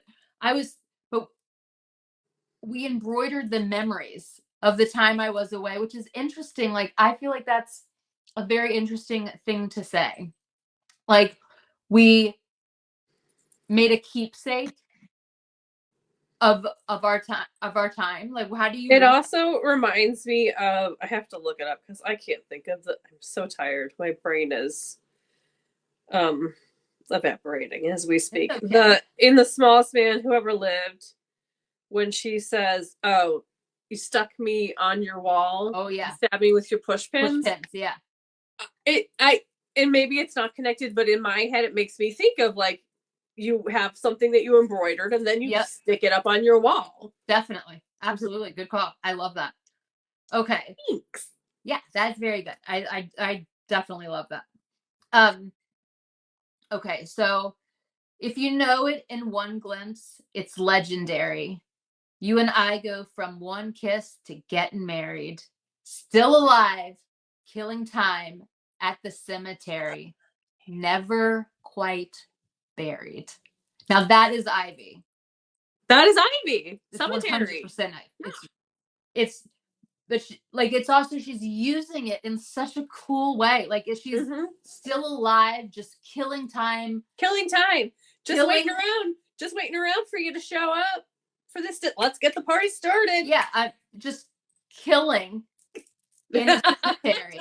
Killing time is the greatest way to say this. Killing time in the cemetery. This was never buried. Like, No. never quite buried. It's not because he had planted roots in her dreamland. Oh, absolutely. Without question. Without question. Like, without question, these two songs are like, Ivy's the beginning, LOML's the end of this whole triangle. Yeah. Well, I don't know that Ivy's the beginning. I think it's like when things came to fruition. Yeah. Like with I mean, obviously she knew him way before Ivy. Without question. And wrote songs about him, but I see what you're saying. Absolutely. Without question. I'm saying that the song Ivy, whether she was reflecting upon it being in 25 and or I mean, I don't really think that it has to be from the time period of Evermore. Like, it could be, I'm just going to write this story about how this started. Gotcha. And you can pick a guy that would be Joe's replacement in that song. Pick a guy. Just any guy. That's why I'm like, I don't know who the guy. It doesn't matter to me. Like, because it's like these two songs are connected. So to me, it doesn't matter if she wrote this. No, you're right. I agree. Okay. So, in your suit and tie, in the nick of time, you low down boy, you stand up guy, Holy Ghost, you told me I'm the love of your life. So suit and tie is a tell for Maddie, 100%. But then we get into the fantastic contradictions that she does in this song. I love so very, very, very, very, very much. Yep. And that's why I feel like the writing is exquisite, because she blends them together. She blends these two people together. I think it's her like elevated dream of a vision of him, but also how he presented himself to her, and then the reality of who he was. Of both of them, though. Well, you both did this. Like, you low down boy, like you stand up guy. It could be Maddie. Yeah. Stand up guy, Joe. It could be Maddie at first, Maddie at the end, Maddie at the beginning. It could be Joe at the beginning, it could be Joe at the end. Like, it could be both of them. But Holy Ghost is definitely 100% Maddie. Right. Which we've talked about in past episodes. The religious ghosting, all of that. Yes. And so the Holy Ghost, you told me I'm the love of your life about 1 million times. So the 1 million times is also, like, I think a callback to illicit affairs. Where she says, a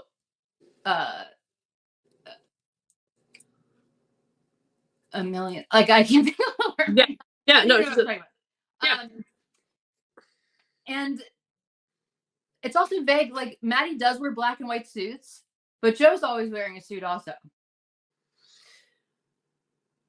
I'm just saying, I think it's both of them. Like, I think it's both of these relationships mixed all together. Okay. I'm gonna give it to you. I mean, like, I do. I think it's both of them merging. And this next part, I think, is 100% Maddie, though. Yeah. 100% Maddie. Okay, so who's going to tell me the truth when you blew in with the winds of fate and told me I could reform you? Yes. And I can fix him. No, really, I can. Actually, I can't. I cannot reform you. So stop telling me that you've changed and that you've changed for me and all this crap when you really have not. So who is going to tell me the truth when you just swoop in here like you are my hero? Really end up being told me you were going to grow up. But you never did. When your impressionist paintings of heaven turned out to be fakes, well, you took me to hell too. Like, this damn, is my favorite. that is a line. It's such a line, and there's the way so much in it. There's so much to unpack in that. What, 10 words? Yes, there is so much, and I just want to point out her incredible her beat switch up, her flow change. Her impressionist paintings of heaven turned out to be fakes. I love how she does this. It's so good. It's so exact and syncopatic. Absolutely. Syncopactic. Yes. When we're talking about impressionistic paintings, it's a dichotomy. Well, which the whole song is. And also, like, an impressionist painting is not reality at all. It's not. It's very, in case people don't know, it's Monet, it's Van Gogh. Yeah. It's like as if you were looking at the world with a little bit of Vaseline on your glasses. Yes. It's not short brush strokes. It's a lot of it's not realistic. Yeah, it's dreamscaped almost in a way. Mm-hmm. It's impressionistic. It's how we wish the world actually looked, but right. And you are not obligated to put in every detail of what you're actually seeing.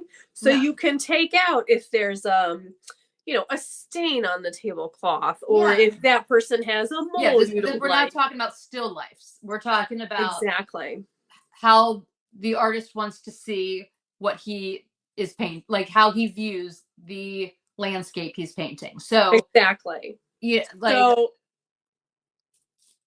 if the artist is Maddie and he is making an impressionistic painting of heaven, which heaven is not or something we have a realistic view of. We don't know that it's real. We don't know exactly what it looks like. Right. That, whatever your beliefs are. But in this case, she's not talking about heaven. She's not talking about heaven. She's talking about how the relationship would unfold. Your impressionist paintings of how great this would be for me, this heaven that I'm in, how wonderful you'll be to me. This bill of goods that you sold me, is bullshit. The love bombing. Yeah, and this could go for both people. Also, I'm just saying, like, it didn't work out for both of these people. Like, they both swooped in the nick of time. True. They both did. They both came in a rescue moment. Both of these people, like they did. Joe during the Reputation phase. Maddie, but I feel like Joe was more upfront with. I don't think Joe necessarily like told her like things were going to be perfect, in a sense. Or I mean, I don't know. I could be wrong, but I just go back to New Year's Day, and just let. Yeah, I think early on she knew that, he had flaws and it was going to be hard. It was going to be hard. Not that it wasn't going to work, but that it was going to be hard. Yeah, but she's also written her like most dreamy love songs ever about him, and she's also stayed with him the longest of anyone that in all of the. But I mean, the dreamy love songs, yes, absolutely. But I think some of it was trying to create it to be that way when it maybe wasn't really that way. I don't know. We don't know. Yeah, we don't know. We have no idea, but I will say that these two people failed her because they're no longer together at basically at the same time. So yes, like literally but when I hear this verse, I immediately think of Maddie, like instantaneously. But when I think about it deeper, I'm like, well, it could be both of them. Like both of these people sold her a bunch of shit. And like, did she know that Joe would be like, don't ever get your picture taken with me? Did she know that? No, she didn't. He swooped in and she was drowning from like the snake gate. And he's like, I'll protect you and whatever. And she felt safe. And she was super into it, and she glowed about it, and she talked about it all the time. And then it became sort of this weird, like, I'm not going to show up to your award ceremonies, and I'm not going to your tour. Like, this is con man shit also. You know what I mean? Like, true. This is bullshit, like, so I'm pissed at both of you. Like one's fresher. One is a fresher like stunner, and one is like, you know, like this again. Okay. Well, you took me to hell too. Obviously, we know. And all at once, the ink bleeds. A con man sells a fool a get love quick scheme. My favorite line in the whole thing. Like, I know. I love this. And I'm going to recall you back to the Reputation intro Go, girl. the beginning of this, because this was when she was wary of con men, and that is when she met Joe. They met at that time period. Like, she was. This is to me, this song wraps up that time period to the Travis episode. Like this song wraps up. I thought two people could be the loves of my life, but they're both just losses. They're both just losses. And Joe was a stand-up guy, and he was a low down, like, you were a stand-up guy when I was going through all this crap. But low down boy, you won't show up to my award show. Low down boy, man. Like, what are you doing? You're not showing up where you're supposed to be. Go see me also. Maddie. You're doing that as well. Like, you can't say goodbye. Like, like lame. But you're both in suit and ties. You're both doing this to me. And you're both con men. Because you both were shit talking me. True, but I do feel that Maddie was the get love quick scheme. Oh, absolutely. Without a question, like he was like a rebound. But I just want to say that she mentions it in 2017. I don't think that. I don't think that he was her get love. I think Joe was the get love quick scheme from that, because it was, Calvin Harris, the Tom Hiddleston, she meets Joe. Yeah. The Calvin Harris, boom, done, all of it, getaway cars, all of the whole thing. And then 6 years later, it's like, you won't come to the Eras tour? Like, you won't show up for album of the year. Okay, just saying. Man, I swear. Yeah.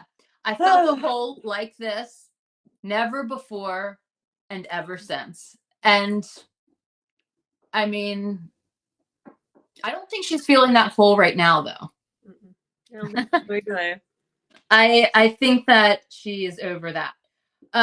So if you know, in one glimpse, it's legendary. What we thought was for all time was momentary. Still alive, killing time in the cemetery, never quite buried.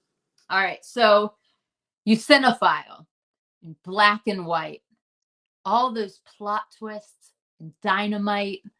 Mr. Steal Your Girl, make her cry. You said I'm the love of your life. And so we lead, we're like, oh, cinephile. So a cinephile is somebody who loves movies, in case anybody needs that word defined for them, because as the professor, that's my job. So cinephile could be, and one's an actor, he is. I mean, like, both of them, this is the brilliance, though. Like, we can dissect it all you want. And she writes it straight down the line. Like, there are parts that you're just like, well, one's an actor, one likes movies. Yeah. And so you cinephile in black and white, which, like, is it black and white movies? Is it his, or is it like suit? Is it somebody like thinking in black and white? Like, yeah, like which, like, it's all of these different things. It's like you're black and white right there. Like, it's written in black and white. It's a black and white movie. You're wearing black and white. I mean, like, it's all of it. All those plot twists and dynamite. Like, you put in all this excitement in my life, all those plot twists, dynamite, all of those moments of like danger, the getaway cars with Joe, like all of these plot twists, all of these twists and turns. It also makes me think of like those the silent movies where it's like Yeah, Tying definitely. the girl up to the train tracks with Yeah. the dynamite, and those are all black Yes. and white, obviously. And we Absolutely. know she loves those. That obviously was the aesthetic for TTPD, really. Yeah. So I think that's part of what And that is too.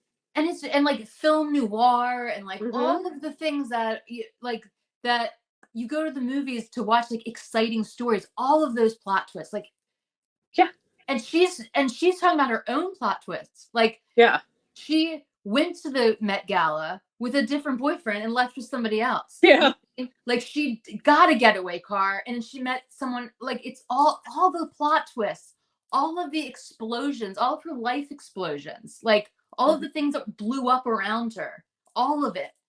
Like you said, like Mr. Steal Your Girl, like you know, Joe stole her Mm-hmm. from somebody else.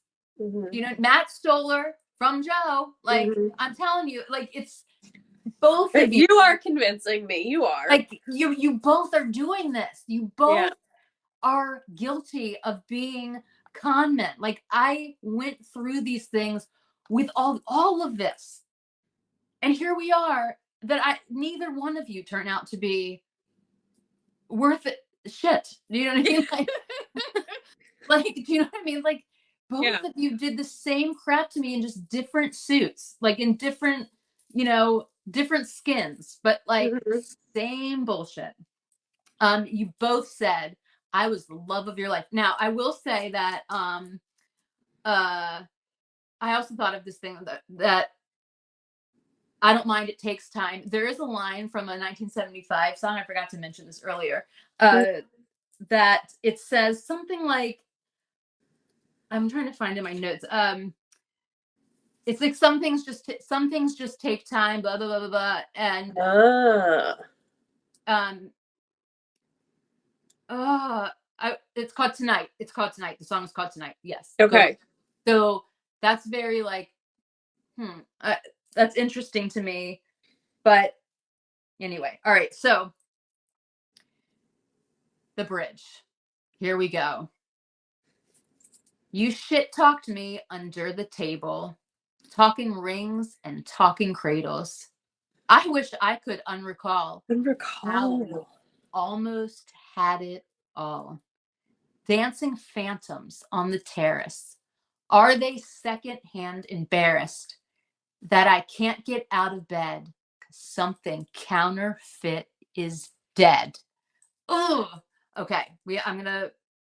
It's it's the greatest. This to me sums it all up. I love this because first of all, you shit talked me under the table.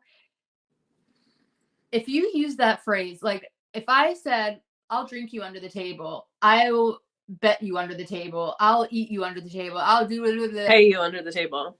But like, if you're doing, like, you can go head to head with somebody. If we, like, man, that guy drank me under the table. How did this happen? Because we can go head to head on this subject, whatever it is. Like, I am your match. So you shit talked me under the table. Like, this is an interesting line to me because it's like, how did either one of you shit talk me under the table? Like I'm like Taylor, I can say like I can dish it out with the best of them, and you duped me. Like how did you do this? Like by talking rings and talking cradles, you found both of you found the thing that I want most. Like I want this like love that lasts. Yeah. And you used the thing like you had a card on me. You know what I mean? Like you used my weak spot, like playing cards under the table. Like all of it's a move. It's moves you make. You did this to me. And like we know that it took my ring off and put on the finger. People put wedding rings on, which is a little bit of a clumsy line, but we know that's about Maddie. We know that he was promising her these things. Again, it's the love bombing. It's the very quick jumping in at level 9 because maybe their history or whatever, but her thinking that this was going to go but like look all the way. I think that I think it's both of them also, because why would she stay in a 6-year relationship if this guy was not telling her this? Yeah, well, the thing that is curious to me is Lavender Haze. Because like she at that point when she wrote that song, then she was like basically saying, I don't really want to be your wife. Right. So something had changed at that point. I don't know. We can dissect that another maybe she time. realized that like all these years he's been bullshitting her then, and she started getting maybe then. Like, maybe that's what I really do think. Midnight's is when it all started to fall apart. Yeah, like, but it's like, wait, yeah. hold on, what have I been doing?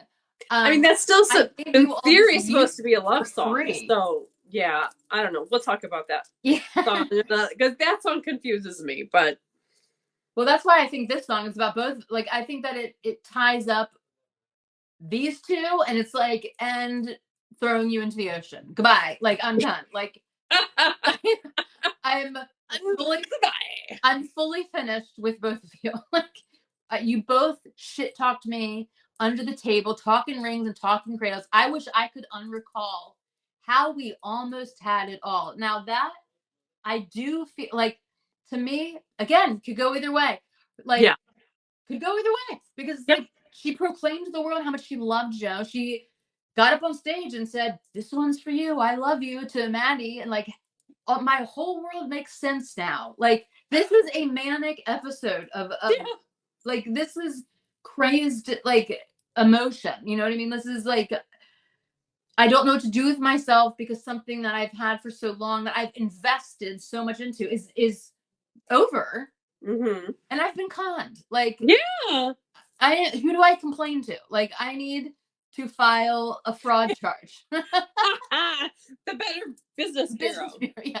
Boyfriend Business Bureau. Better Boyfriend Bureau? Yeah, the Better Boyfriend Bureau. I know what it is. Yeah. Ugh. Okay, so it was legendary. It was momentary. It was unnecessary. Now that is a Maddie line.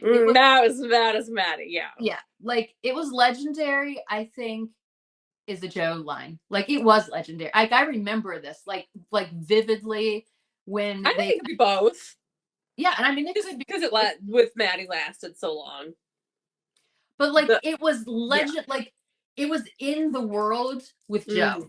Yeah, like, it was legendary. Like, I remember being supposed to be like, "Oh my god, like, this is like these." Yeah, people, like, it lasted so long, and all their happy. Like, I remember this vividly. Cornelia Street, all of it. Like, I remember this, and I was like, "Oh my god, these two." You know, like, we never had that.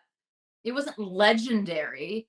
Yeah, that's definitely true with Maddie, but it could be a thing of legend, like, where it's, lore, and people really in her real world know. I mean, I don't know, but it was momentary. That is a Maddie to me, and it was unnecessary. That is Maddie. Should have let it stay buried is in the I think it could be both of them. Yeah. Like, I should have just put your ass to, out in the ocean when we broke up the first time. Okay. So, what a valiant roar. What a bland goodbye. The coward claimed he was a lion. So good. I know. And valiant, I mean, I feel like this has a Joe essence on it, because you know how she's like, it's very Prince Valiant, very, and like, very like, your integrity makes me feel small. Like how she's always like, I talk shit with my friends. It's like, I'm wasting your honor. Like, this is like valiant. Like, you were like this righteous, like, valiant British prince. You know what I mean? And but what a bland goodbye, man. Both of them. Like, yes, both of them. One did a horrible goodbye, and one just probably was like, "Oh, I'm done." You know what I mean? Like, what a bland goodbye. Yeah. The coward claimed he was a lion. I mean, another literary reference. Absolutely. Like, such a good one. Like, so good. it's super great. And yeah, like all this huffing and puffing, like I'm gonna Mr. Steal Your Girl, like I can take care of you, like all this, like I will love you forever. But all of this, you turned out to not even handle like 1 millisecond of my life. Yeah. You know what I mean? Like come on.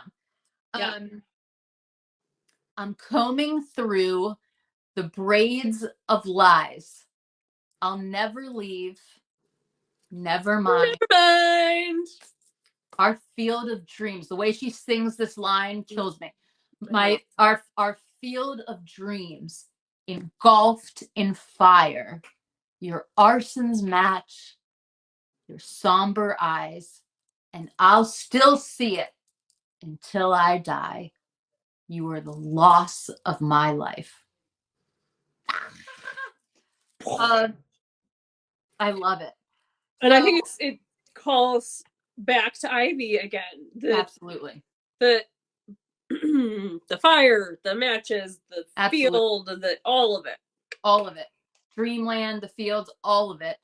It also, like, I'm combing through these braids of lies. Like, I think of the cover of Evermore. Yes. Or braids. I think of, like, the braids in the folklore era. I think about the braid that she wore that looked half undone and all messed up at the Grammys last year when she announced Tortured Poets. Like, she had that one braid that people were like, what's up with that she braid? wore a lot of like micro braids around that. Like what's up with that? And so she's coming through all these interwoven lines and like to make a braid, it's 3 strands. And so the braids of lies to me is like her deceiving somebody. It's 3 people. Oh, do you know what I mean? Like, interesting. It's like, yes, you have to have make a French braid. You have 3, but then you keep adding more. one. But like, and there's more than 2. It's like a braid of lies is 3 strands or more. Okay. But like, if we're going normal braid, it's 3 strands, and it's her, it's Joe, it's Maddie, it's whatever, but she's coming through all of the like on everyone's side, her side, because she had to be deceiving some, like there had to be a level, even herself. Yeah. Like, lying to herself. Like, she's combing through all the braids of lies. Yeah. I'll never leave. Never mind. Like, she could have said that to her own. I'll never leave this. Like, I'll never leave you.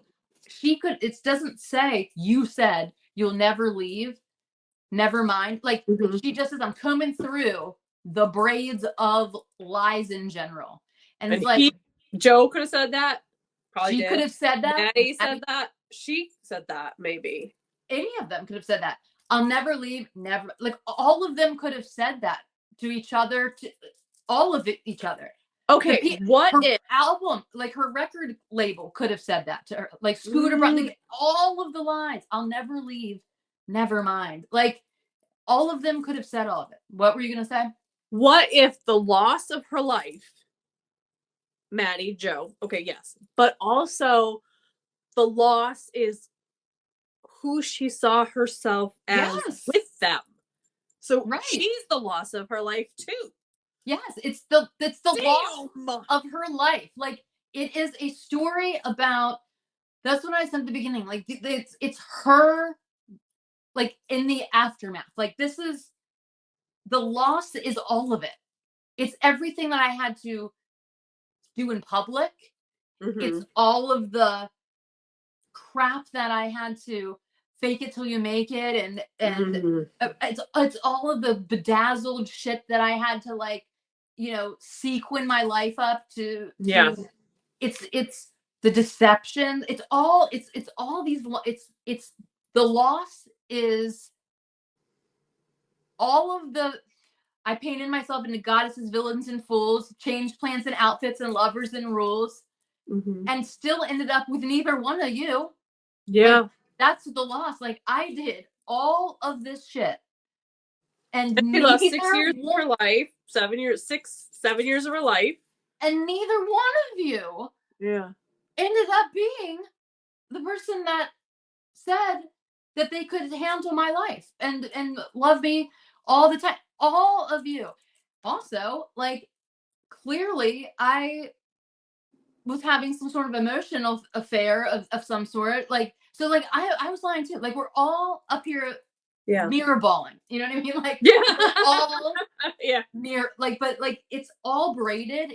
It's not like braids of lies to me is the most important line in this whole song, because it means that everything is interwoven and it's not just coming from one side. It's all three lapping, like laying on top of the other, and it's all woven together. It's not one strand's like, here's the lie strand. It's braids of lies. It's all of it. Like, Matt was lying. She was lying. Joe was lying. She was lying to herself. She was lying to Maddie. She was lying to Joe. Joe was lying to himself. Like, everyone's lying to everyone, including them themselves. Like, it's just all a big braids of lies. Wow. And I'll never leave. Never mind. Never mind. Everyone bolted. Like, literally, it was like she was gone. He was gone. He was gone. It was like it's like they all evaporated from each other like this. I mean, it was like Joe was over, Maddie was over. Yeah. Like, they were all like, they all pieced out, like, almost at the same time. Honestly, like, it was like this weird. Everyone, like, she was with Joe, then she wasn't, then she was with Maddie, then she wasn't, and like it was like all, and like no one's talking to anybody. You know what I mean? Like, it's all over. So she's undoing this frantic, like, what the fuck just happened? Like, oh, well, let me undo this braid of lies and see that there's no innocent party in this whole thing. We are all liars. We all said, I'll never leave, never mind. I guarantee you all three of them said that. Yeah. And whoever else she's talking about that our field of dreams engulfed in fire. Like, all of our dreams. We burned all the shit down. Yeah. And the lover house and everything. Yes. Lover house burnt down. Our tragic fabric, like all of it's gone. Your arsons match your somber eyes. Now, I don't like, is she saying your arsons match that started the fire? There's no comma. Oh, I think it's his somber eyes was the match that he's the arson. His eyes are the match that starts the fire. Yes, okay, because it's also like it's a hard arson matches your somber eyes. Like, the destruction of this fire matches you watching it burn down. Yeah, I think it's arsons. Like, it is arsons, like, match, possessive match your somber eyes. Yeah, and like, I see it, like, we're both watching this burn, and I look at you, and you, like, the sadness in your eyes as we watch all of this burn to the ground, because we are all lying. Like, we all lost, and it is the loss of all of their lives, probably, in a way. Like, I mean, especially like her and Joe, to be honest with you, like, they like publicly were in this for a long time. Yeah. And I'll still see it until I die. You're the loss of my life. I think it's both of them, though. Like, the whole thing. And her. Like, I'm gonna just cry, because like every time she gets to that line, like, it's just so I know so much. And it's like, I'll see it until I die. Like, I'll never stop thinking about this, is also what she's saying. Like, I'll see it until I'm actually dead. When it's not killing time in the cemetery. Yeah. Never quite buried, still alive. Like, I'll see this when I die. Like, I'll come back to it and always wonder what could have. Yeah. Like, what could I have done differently? What could have you done different? What could you have done differently? What could have been? Yeah. If, timing, circumstances, the games we play in our head. Yeah, absolutely. Very Sam Sophia, all of that. Like, all of Chloe at L. It's all of this will I always be wondering, you know what I mean? Yeah. Yeah. But this is plain as day. Like, I will see this until I die. Mm-hmm. You're the loss of my life. And I think it's all of them. I think they all lost. Yeah. You know? And I think it's it's just I've accepted this, that none of these stories were played out like I wanted them to, or like how I fantasized. There's the impressionist paintings were fake. Like, Yeah. you were a con man. Mm-hmm. I probably conned you all too, though. Like, I mean, we started this at the getaway car. Yeah. That's not, you know what I mean? Like, think about the place where you first met me. Yeah. You know what I mean? Like, yeah. But we were all shit talkers. We all, like, you shit talked me under the table. I mean, that means like we were equals. What's the line in Cowboy Like Me? Forever is the sweetest forever is the sweetest con, baby. And that's a Maddie song. Yeah, I mean, but we also, the thing is, like, Joe could be like we don't really, like, he keeps everything so close to the vest. We don't know the shit that he says and how he play. I mean, he could be the biggest con man of them all. I mean, she was with him literally the longest. Like, he could be doing some like crazy, exquisite, mastermind moves. That's a very good point. Do you know what I mean? Like, we interview Joe. Do you think we can get him on Burning Bridges? I know. Send him an invite. But he plays it so close to that. He's like, I'm not answering any questions about this. Like, he just doesn't say anything, and he never has. And so it's like, we will turn our ring lights on him and interrogate him. Yeah, like, he just doesn't open up. Like, even Maddie, when he's like, I'm not talking about this, but I'll just say like 97 paragraphs about this. I know, right? You know what I mean? Like, but Joe plays it like very, like, none of your business, and it's like, okay, well, it just leaves us all wondering, because we don't know how this guy moves through life. We don't know the things that he says or does or says, but like, she was with him the longest of anyone, so he's doing something. He's doing something. Somehow he's a magnetic force of a man. We don't see it. We don't see it, but I believe her. I believe her, because she, like, otherwise she'd be like, bye. Like, goodbye. Like, this would have lasted 4 minutes, 6 months, like, very small time frame. Definitely. 6 straight up years living together. I mean, they like lived together. Like, it was. He has game that we don't know about. I'm just saying. Yeah, we don't know about it. I get the feeling he must come up very different in person than he does. Without question. He's got charisma that we don't know about and we've never seen it. But like, he like unleashes it at certain events or something. I don't know. But like, maybe William Bowery knows. Yeah, he's playing some great.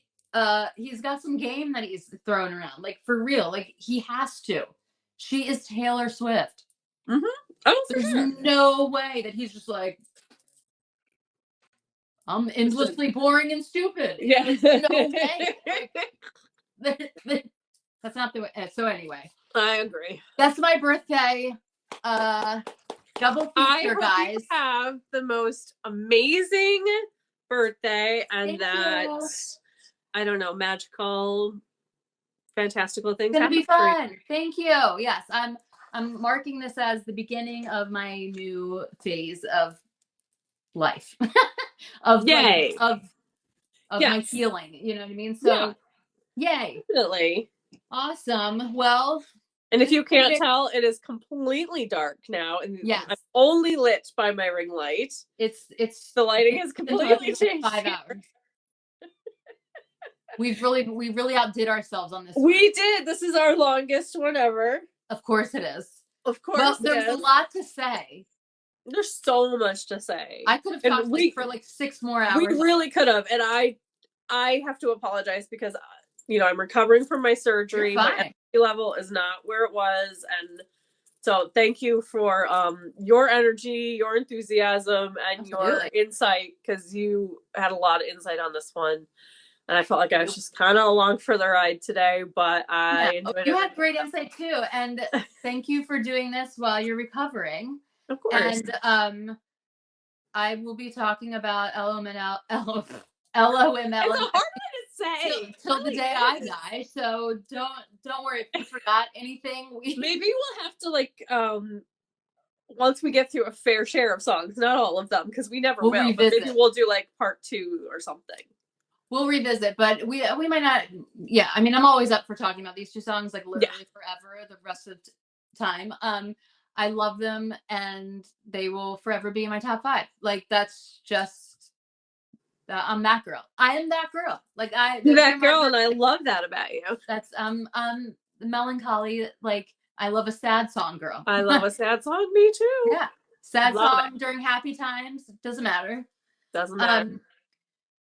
All right. Well, I am exhausted. Also, I'm so tired. I feel like I just went through a great war. Oh, I know. It was fantastic.